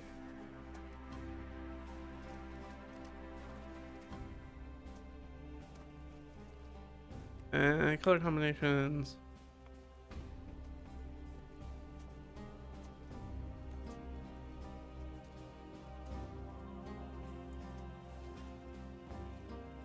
Like, is there a way you just end up with one full background? I don't remember. Well, I know that that would be incredibly uncommon.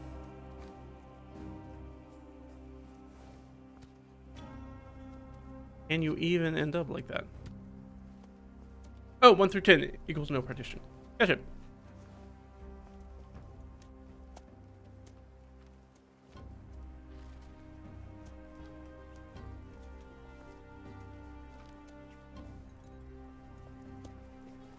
But really, this is where it immediately is kind of like out of order, where I would change it, be like, hey, I probably want to know all the elements I need to do colors for instead of rolling the colors first, which is what the tinctures are. So that's okay. Each one of these can use up to 3 tinctures, so we'll just roll 3d8 and just have it there if we need it. All right, so 2, 4, and 1. So it's white. Over. Let's say 2, 4, and 1. Yes. Blue. And yellow / gold.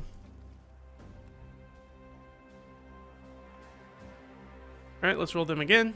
Our next guy. 6, 1, and 3. Purple. So switch gold. And 3.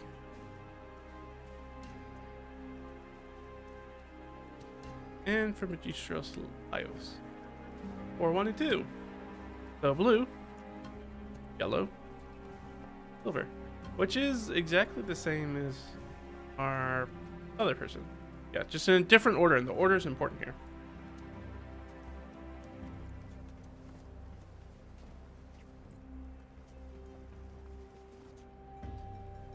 It's different between whether it's like a small black thing on a white field or a small white thing on a black field. This will become, and I'll probably try to generate what these things are going to look like put together what these would actually look like. But for now, we're just gonna get the details down. That's our plan for right now. Get those down, and once we get them down, we start messing with them a bit. And I'll have something that did I show off I didn't actually show the plot. That's all right. Over the color of the field tincture.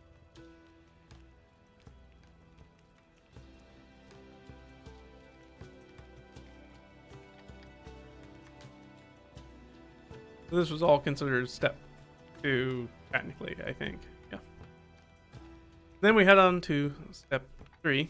So we didn't end up with any of the uncommon colors or any of the furs. There are all these like deep patterns that are down here.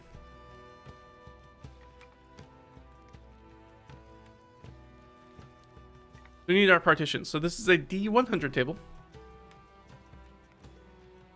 And then we'll take a look at that generated our characters. Oh, 1. Okay. First one. No partition.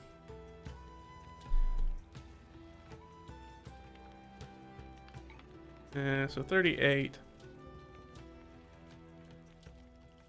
Well, her pale infected. Going to be partition. Very interesting. So he's going to end up with no partition, which is great. Having a broad field as the higher up person makes a lot of sense. And this was her pale infected.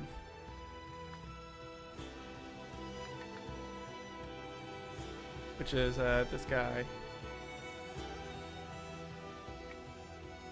And then we need one from Magistros Laios.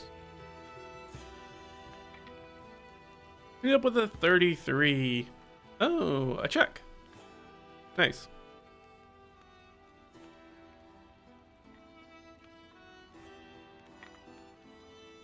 Check it.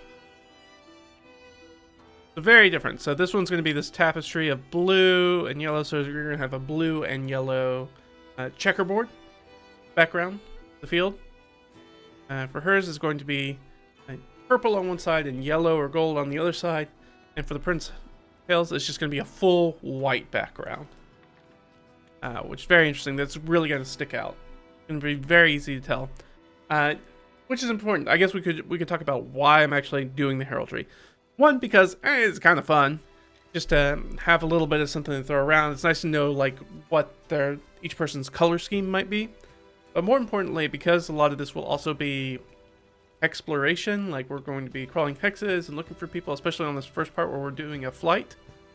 Doing any sort of like exploration based play relies a lot on your senses, your player character's senses for understanding things, because they're trying to discover things as they move. So it's really important about like specifically things they can hear in the distance and see in the distance. So if there's like, hey, there's a group of people on the horseback sitting on the hill, and you look up and they have these white pennants with something on it. You go, oh, that's probably somebody. That's Princess Hels, man. I'm fine. But if this was, Duchess Eva's people, would be like, why are they here? If it was that purple and yellow, you'd be like, I don't know why these people are here. And that can tell you very, very much. It'll be like, should I run from these people? Should I go and talk to these people? Should I attack these people? Being able to visually pick that up when somebody's like hundreds of yards away, it'll be really important, especially for our player character who might be hunted. I can show you the images real quick. So this is Herzogen, or Herzogen. I think it's Herzogen. Eva, Duchess, one of them. He's also a halfer. Magistros Laios we have. He's the one who's given over to the nearby neighbor. And there is First Hels, or Crown Prince Hels. And he is also a halfer. Alright. Down in here. So I actually put this down here. So I'm going to say white/silver field. No partition. Do that.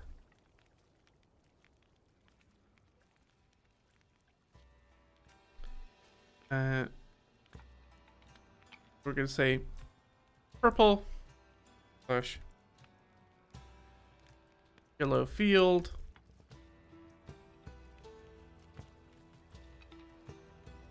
That gets us, that our charge is going to be red. And say that this is going to be a blue and yellow. And I guess it's field check. Be consistent. So very easy, very different patterns, very easy to tell at a distance who's the people might be working for. One of these three big people. Or big VIP NPCs. Alright. Do all these. So no tricolors, which is nice. Yeah, the color of your field. Next up is roll for our first charge. Ordinary or subordinary. Fly on top of the field and its partition. So this is the thing that kind of goes in front of everything. Roll a d30. Means no first charge. First charges roll. Alright, so d30, so we're going to do a d6 and a d10. So 1, 2, 3, 4, 5, 6. Okay. So that'll be a 27. So he's gonna have a billet.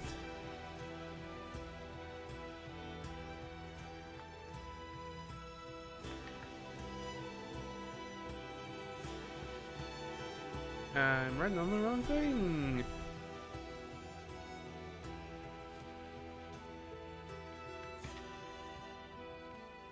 His billet, blue.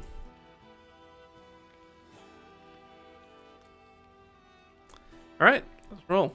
So he's gonna have that nice little rectangle that's in the middle.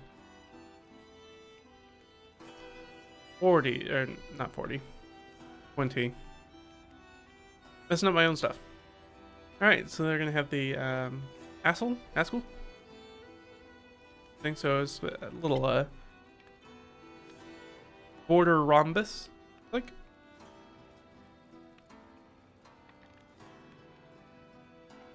That's the wrong thing. All right, so she is going to have a.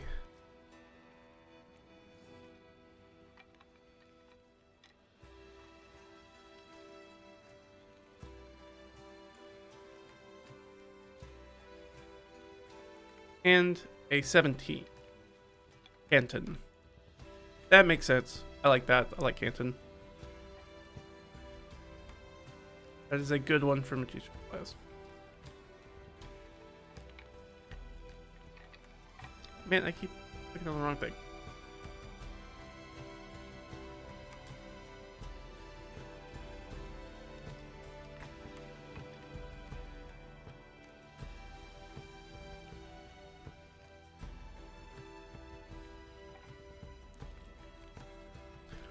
Alright, so we got those done.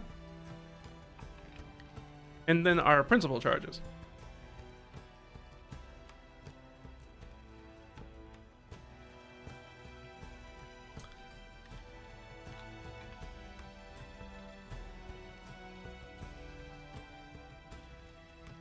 Roll 1d20 for our charges. Do we want a lot of charges? A lot of stuff that's kind of going to go on here. Maybe not. At the bottom, it kind of gives us this idea of what it could look, where you had like the helm on top, our guys on the side. You have your motto at the bottom. So you can get real fancy very, very quickly. I'm not sure that we're going to be quite that fancy. This is a small kingdom after all. So I am going to roll for charges, but I am going to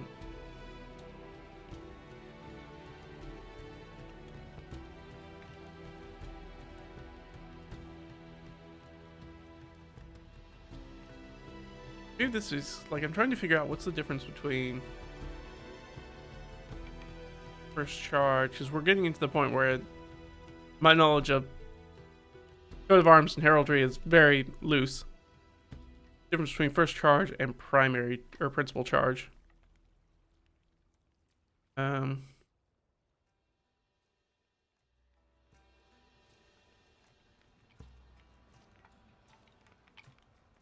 I think we're gonna roll.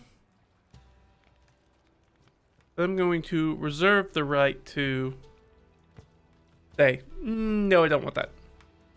Because I don't want this to be too cluttered, because this is kind of a smaller kingdom, so I kind of want it to be pretty simplistic. I think that makes the most sense.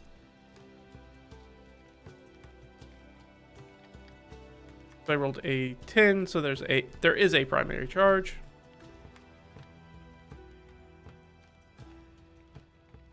Two charges, that's a little bit more than I want.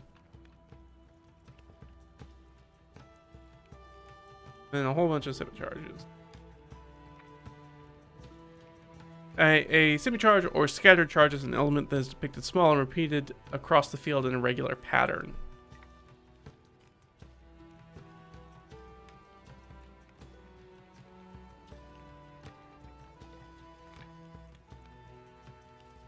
D12 for the table.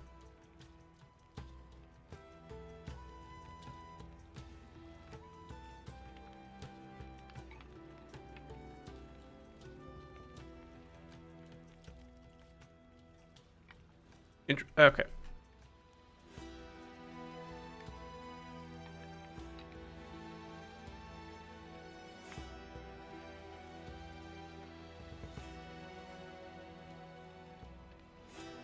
Oh, okay.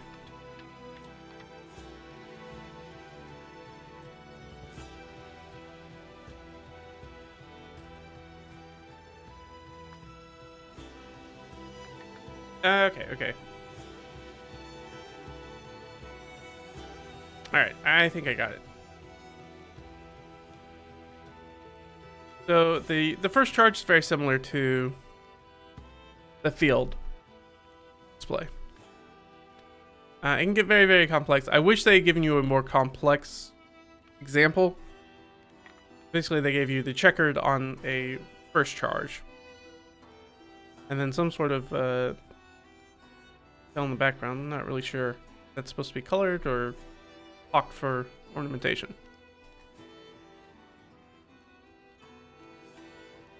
But regardless. And so the charges are going to be like the animals and things that are we generally associate with it.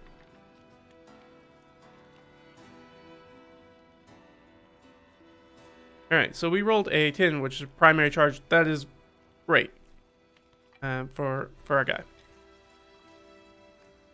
Go.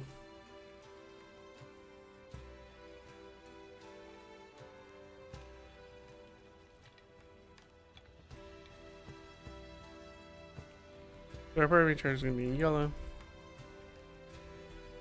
Gold. And then they said it's a 12 and a 20 for the table. And I guess I should write down the other. And mix this image. Alright, so 18 would have a mix of the two.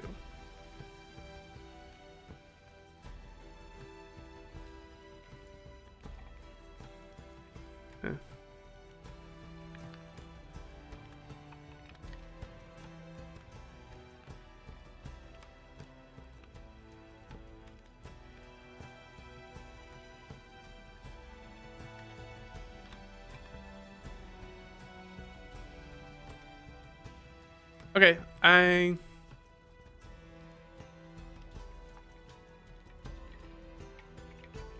so the primary charge just gives us the charge color.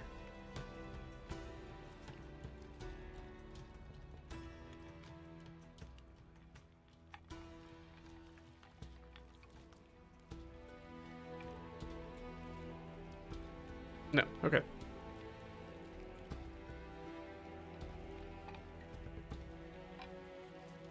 We'll roll twice. We also need some colors for these guys. And we'll go with our principal charge.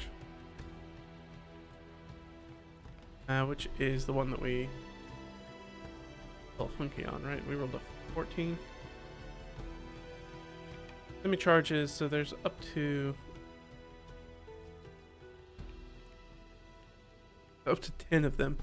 Alright, we'll see. We'll see. I'm gonna roll it. We'll see how I like it. What I roll.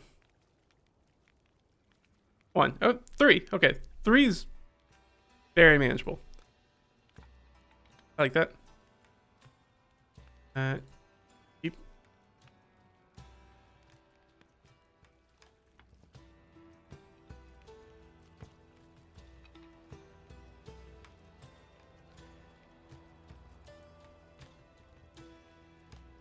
Alright, so it's a D12 and a D20. 6 and 3. And this could give us really weird stuff, so. A martlet. Okay, so we're gonna a bird.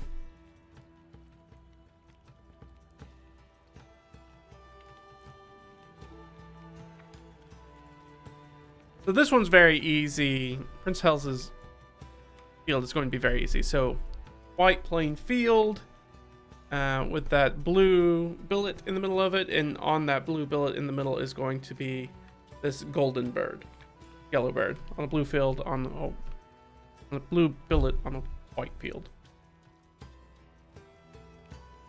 So very iconic. So it's just yellow, blue, white. Very easy to pick up at a distance. We've got 2 semi-charges down here, so let's find out what they're going to be. 1, 3. A skeleton figure. Okay. 12, 16.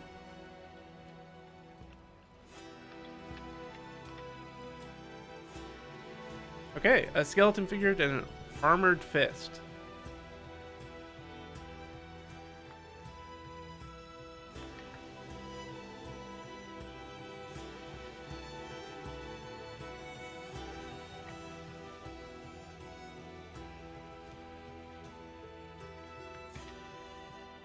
I believe the summon charges are repeated, right? The whole thing.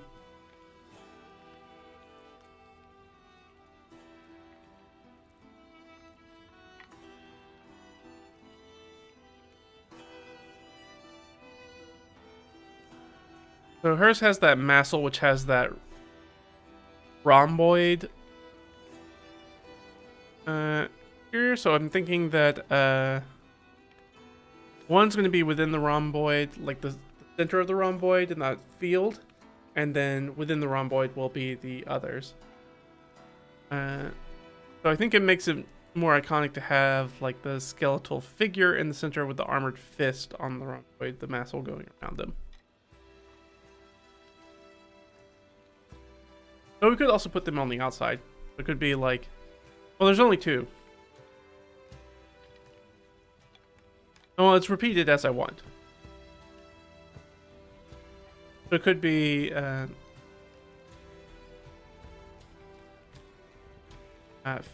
fists in the corners, and then the skeletal figure in the middle. And I might just do skull.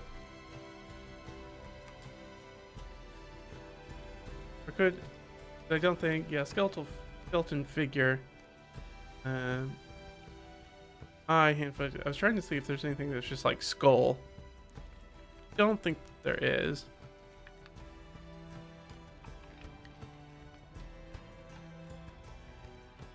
So if that's the case, I might just do like skull rather than doing a full skeleton.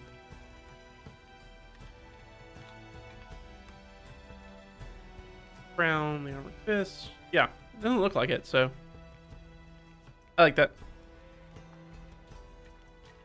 And we have Magistros Laios, and he's going to have 3. He's going to have a lot going on. One of these will obviously be up in the corner, I think, is how I'm going to deal with that. A loot, interesting.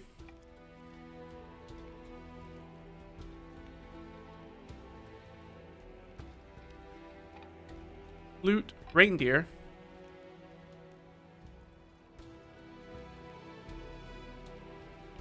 And bear. A loot, a reindeer, and a bear. Okay.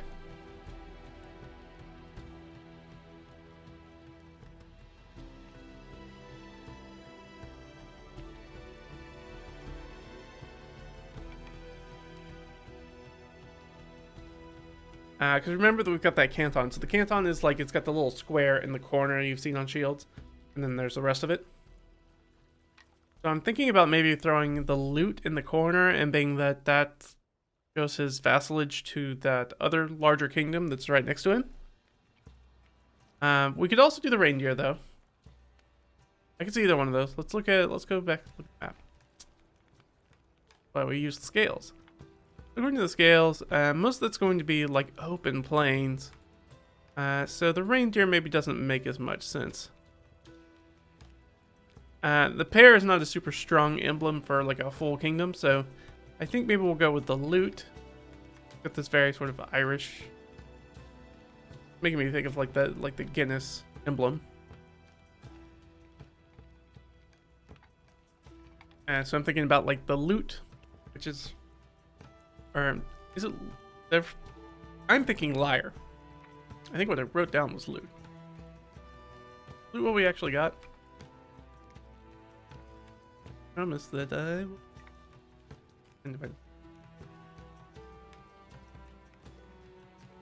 Turnips.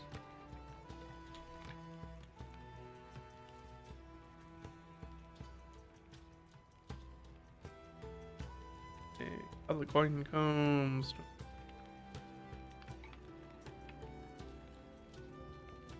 Yeah, loot. So I think I'm gonna pull a change there, and because this other nation that we're looking at is a little bit more more Recon Ball, so I think I'm gonna go switch and go Liar, because I think that will make a little bit more sense. Yeah, yeah. Yeah, I was thinking... I read Loot and then thought Liar. You are correct. So yeah, I'm gonna make that switch, because I think that that will keep in a little bit more. Keeping with what we want. We'll keep the Reindeer in the pair semi-charges, and then the Liar will be on the Canton. Oh, go ahead and put that note for me. So it will be repeated all at once, and then the Reindeer in pair, and I don't know. I don't know how we're gonna do that.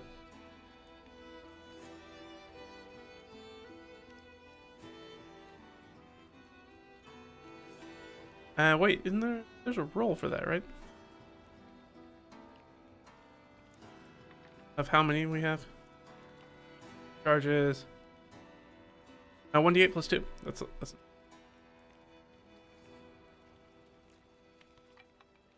Alright, so 7 times, so it's going to be 3 and 4.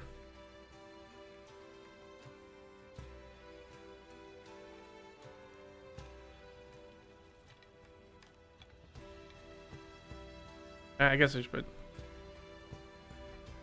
That's fine. Excellent.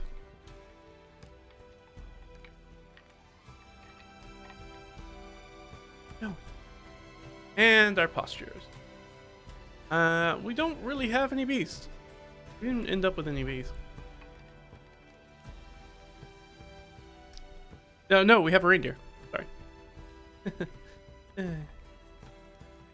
Alright. So our reindeer is going to be in what? 12, dormant. Alright, so, and a dormant reindeer. I like that, pair and dormant reindeer. Got this much more peaceful feel to it than if it had been sort of like Rampart or something like that. Or Gardent. Having it dormant is very nice with the pair.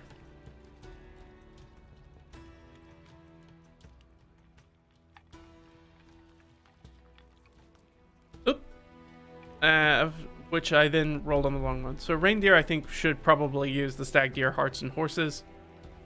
Fleet-footed beasts who use the lower chart. So I should probably be using that one. You know what? I'll move it over. I said I liked that, so let's just go with lodged rather than dormant. I liked it. I was already kind of sold on it, so we'll just take it over. Lodged is as similar as we're going to get to dormant.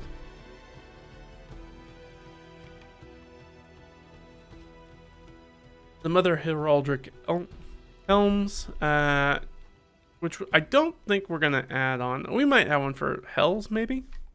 I don't know if I want to get too in the weeds. Like I said, we can get in here and do like mottos and all sorts of crazy stuff that we can start adding onto here. So if you want to get into this and like really do this stuff, I highly recommend this little resource. It is not the easiest to read and try to get through, as you've seen my sort of troubles navigating it. Some of that's because it's got quite a bit of lingo that it's not not really like baby feeding to you or explaining. So we could do those. I'm not sure if I care enough to do that. You get in there and do like torses and supporters and this is the last page.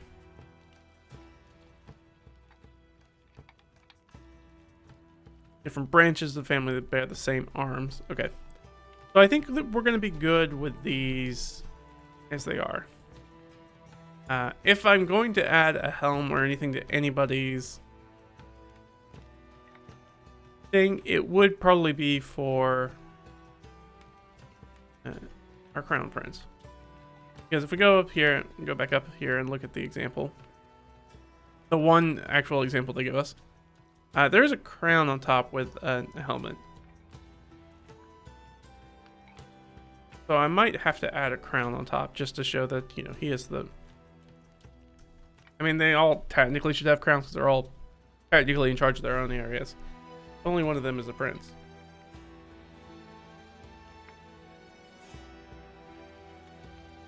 Or having a helmet that's got the crown on it.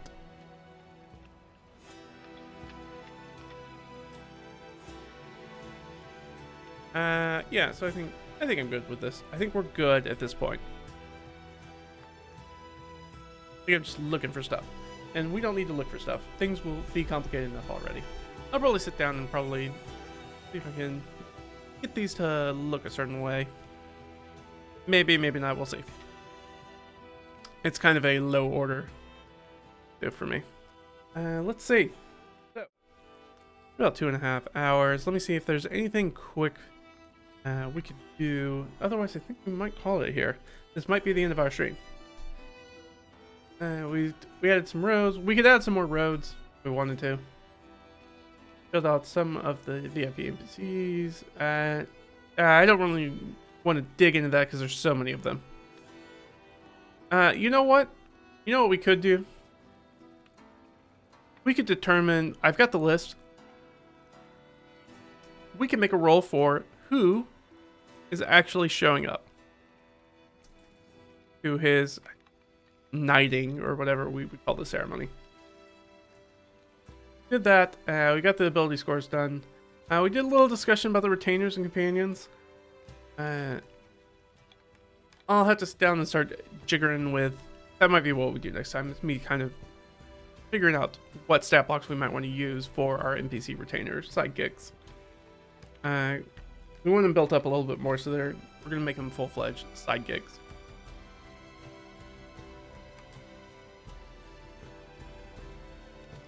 We could add a road. Yeah, let's do that. I think that's a good spot. We'll do this, and then this will be the end of our little stream, because I don't think this will take long.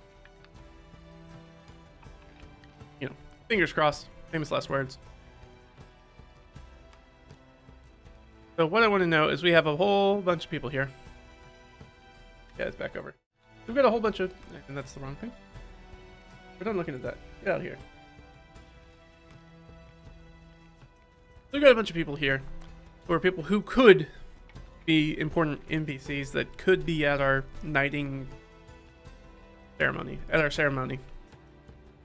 So I just want to know who's in attendance or not. Now, there's quite a few people. We're not particularly important. So I think the easiest way to do this is I'm going to...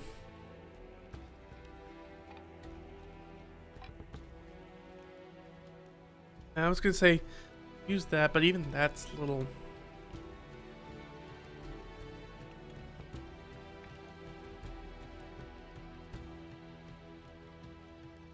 No, I guess that'll work. Because I want to make sure that there are people there. So what I'm going to do is roll a d10 for each of these. I was trying to figure out how I wanted to randomly generate this. And so I was like, I think I'm going to roll a d10. So I know that I am... I know I'm going to be in the first level. It's extremely unlikely that I am going to be...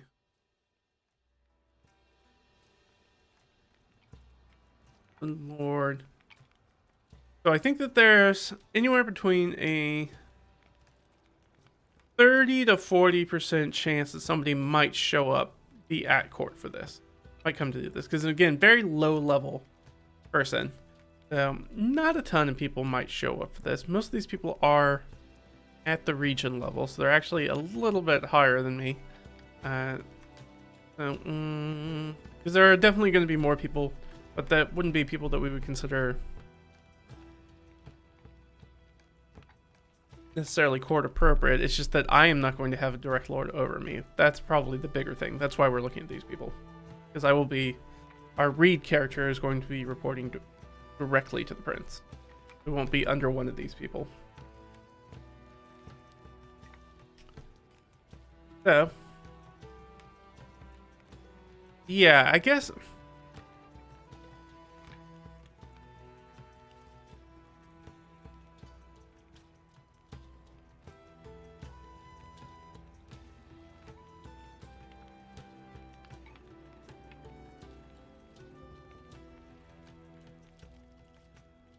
You can see the gears grinding in my brain as I'm trying to figure out how to do this, because I have some variables that I don't know the answers to. Like, I don't know exactly what... I'm trying to keep it a secret for myself so we can find out during play exactly what level of nobility that Reed's going to become. We know he's going to be low, But there's still like 4 options down there. What he could be. It's unlikely he's going to be a lord or lady. He's going to probably bypass that first one because he's going to have advantage on the roll. On a 2d10 roll, so it would only be... So it's... I mean, still possible though. Still possible he might end up with that. It's unlikely, but it's still possible.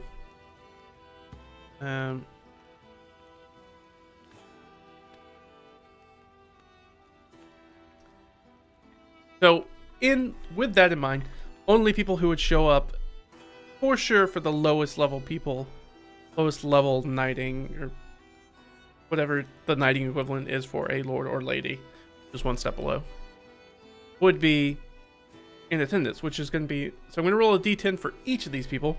Okay, now I've got what I'm going to do. I'm going to roll a d10 for each of these people. If I roll a 1 through 4, they are going to be in attendance. If I roll anything above that, they're not going to be there. I guess we could just see how many we had.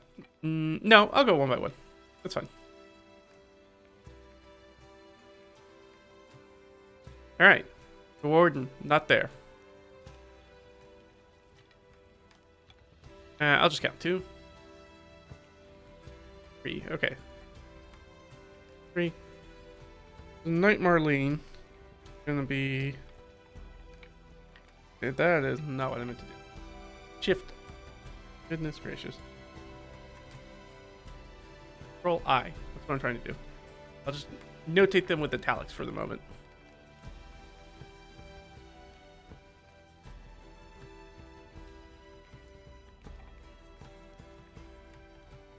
One, 2, 3. Bishop Kuhn. Be there.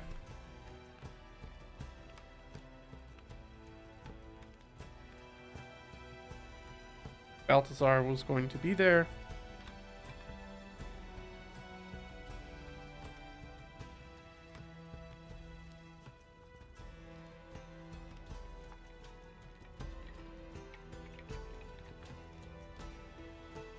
Then we're gonna have a string. 6, 7, 8. All right, 8. 1, 2, 3, 4, 5, 6. Prince Hels is going to be there. We don't have to count him. 1, 2, 3, 4, 5, 6, 7. Lord Christonia will be there.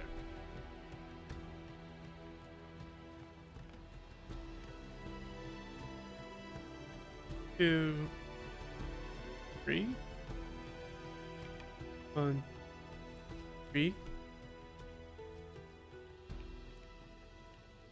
Baron Kungund is there, who is also friendly to us.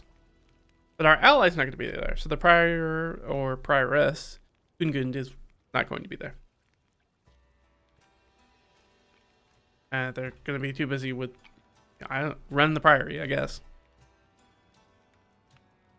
Baron is going to be there. He's helpful to us, so we know that we're going to have at least one friend that's in attendance, which is good for us.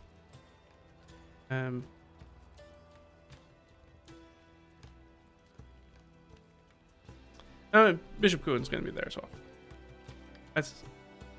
And I did not roll for some... Oh, man, I did a real shoddy job rolling that. That was all over the place. Clearly, I was jumping back and forth between working on other things at the same time. That's okay. All will be fixed in the end. 6.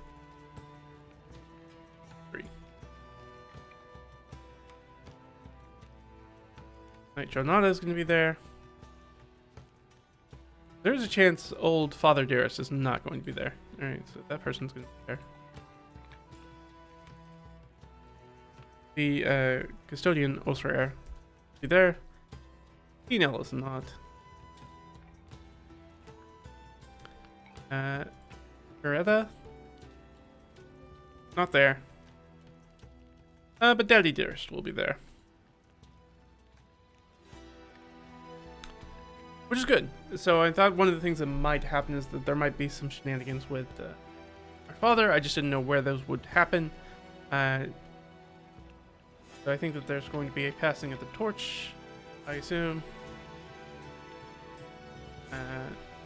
They've gone on ahead. Maybe they've... Yeah. Because I think that we're going to start off probably with the 2 retainers coming to court. Select their person. I thought they would be sent by Stuart Ludwig, but it sounds like maybe he has called for them instead. And so they are making their way. So they'll have already had an extremely long journey by the time that our campaign, well, not extremely long, but a long journey by the time our campaign kicks off, because they'll have to come from roughly way the hell down here to way the hell up here. So they'll have been over a lot of land. Even as the crow flies, it's what? 7, 9, 10, 11, 12, 13, 14, 18, or about 180 nautical miles, so certainly over 200 miles that they have to travel to just get there. Mostly through dense forest to get there. So not a lot of pathways, which definitely leans in with one of our people maybe being a little bit more of a trackery kind of person, even though it seems like our person might end up with the highest wisdom. So, but they've got to find their way to get there. It's either that or they've been hired on. I could see us going both ways. I was hoping they already had some sort of prior established relationship with our player character, but they could have also just hired somebody. Oh, Daddy Dearest could have also just hired somebody from the general area. Actually, it might make more sense to have some people with some more local knowledge, or maybe from this area. We don't necessarily have to figure that out right now. Ask those questions about our NPCs later. But that would be nice to know. Right. So we know who those people are. I guess I should, because we're here, go ahead and roll the 2d6 for all the people that I didn't roll for as far as their attitudes. So they're going to be friendly. That's nice.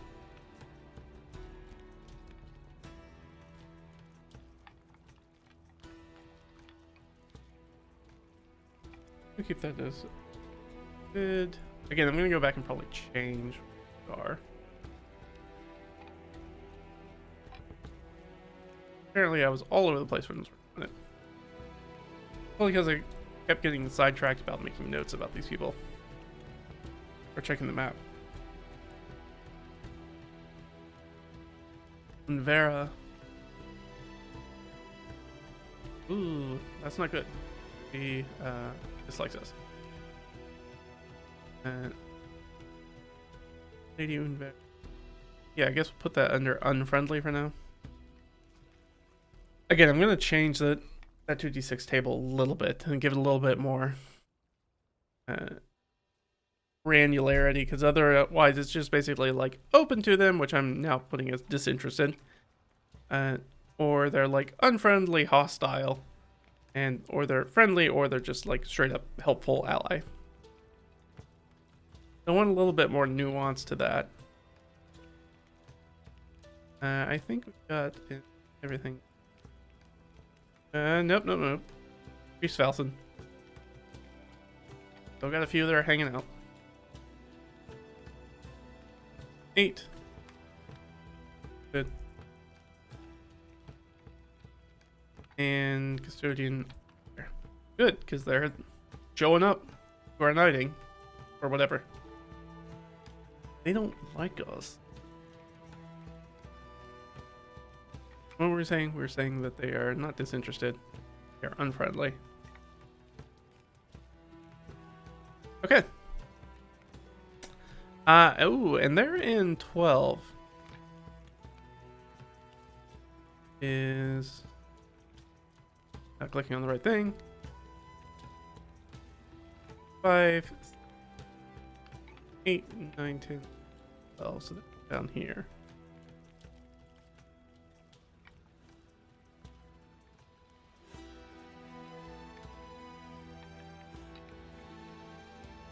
They count.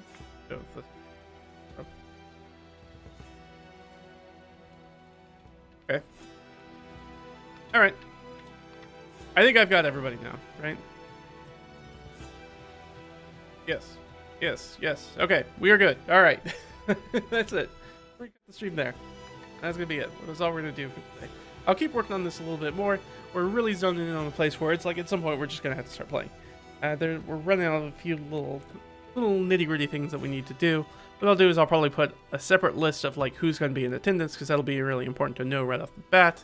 Like I said, I might add a little bit more granularity to that 2d6 disposition chart, just to give us a little bit, like, unfriendly and disinterested isn't super useful, whereas having somebody who's just like in the middle would be, which is kind of like open, or it's like mildly friendly, or it'll give us some difference.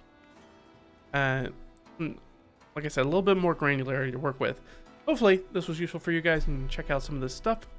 If you're interested in the world building, we're going to be starting this little stream. We might only have like one more stream left in us before we do the kickoff, if even that. I mean, at some point I'm going to have to sit down and make the guy's character sheet, which might be one of the things that we do next time. Depends on how much work I get done in the intervening time. Now, I actually don't have any D&D this weekend, because I got my D&D game canceled. Here in my mouth. I got our game canceled yesterday, kind of like last minute, and our game tomorrow, our DM is busy, so we're not playing until later in the week. We're going to do a little online session, even though we prefer to play in person. So we're going to do that. So I might have a little extra time over the weekend. We'll see.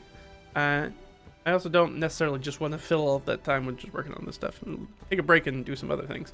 But that's everything for this stream. Hopefully this was helpful for you guys to doing like the world building and seeing how it breaks out, seeing how to lay maybe some roads and rivers down on the map, and how to think about their classification. I was thinking about like how to make you play your character, and having the confidence that you don't necessarily have to start with them being super great at everything that they do. Like, they don't have to be blowing and going and a top level like heroic style adventurer. Even though we're going to be using D&D and there's geared a little bit more for heroic fantasy, it's a nice easy system. I'm very comfortable with the system. Been using it since before it came out, so pretty comfortable with it. So I feel like we'll be able to measure that, and it's a good system that's got a lot of high legibility. Like, most common knowledge is about it, as far as might be interested in the stream or checking it out. But yeah, we're zooming in. It's gonna be very close. But if you like this content, give it a like, give a little follow, give a little subscribe, check us out, see some of the other stuff we got going on. There's a whole other solo campaign, one that I've already run. We didn't finish it technically, and I took too much of a gap that I didn't want to go back and rewatch the entire thing. It's also stuff that's spun out of control, which are things that I'm putting into systems into place to try to keep that from happening with this solo, so we can be a little bit more focused, which is what I'm looking for. So yeah, give those a check out. We also have the DM tips and tricks. There's stuff if you want stuff downloads, pay what you want stuff over on Drive Through RPG. All the stuff's down in the description box down over on YouTube. What else? There's the blog if you want to see the nitty gritty world building from the very, very beginning, as in like we're making plate tectonics. You can go check that out at reddragonfiend.com. Go check that out. I think that's it. Thanks for hanging out with me, guys. As always, this is fun. I'll catch you guys next time. All right? Bye.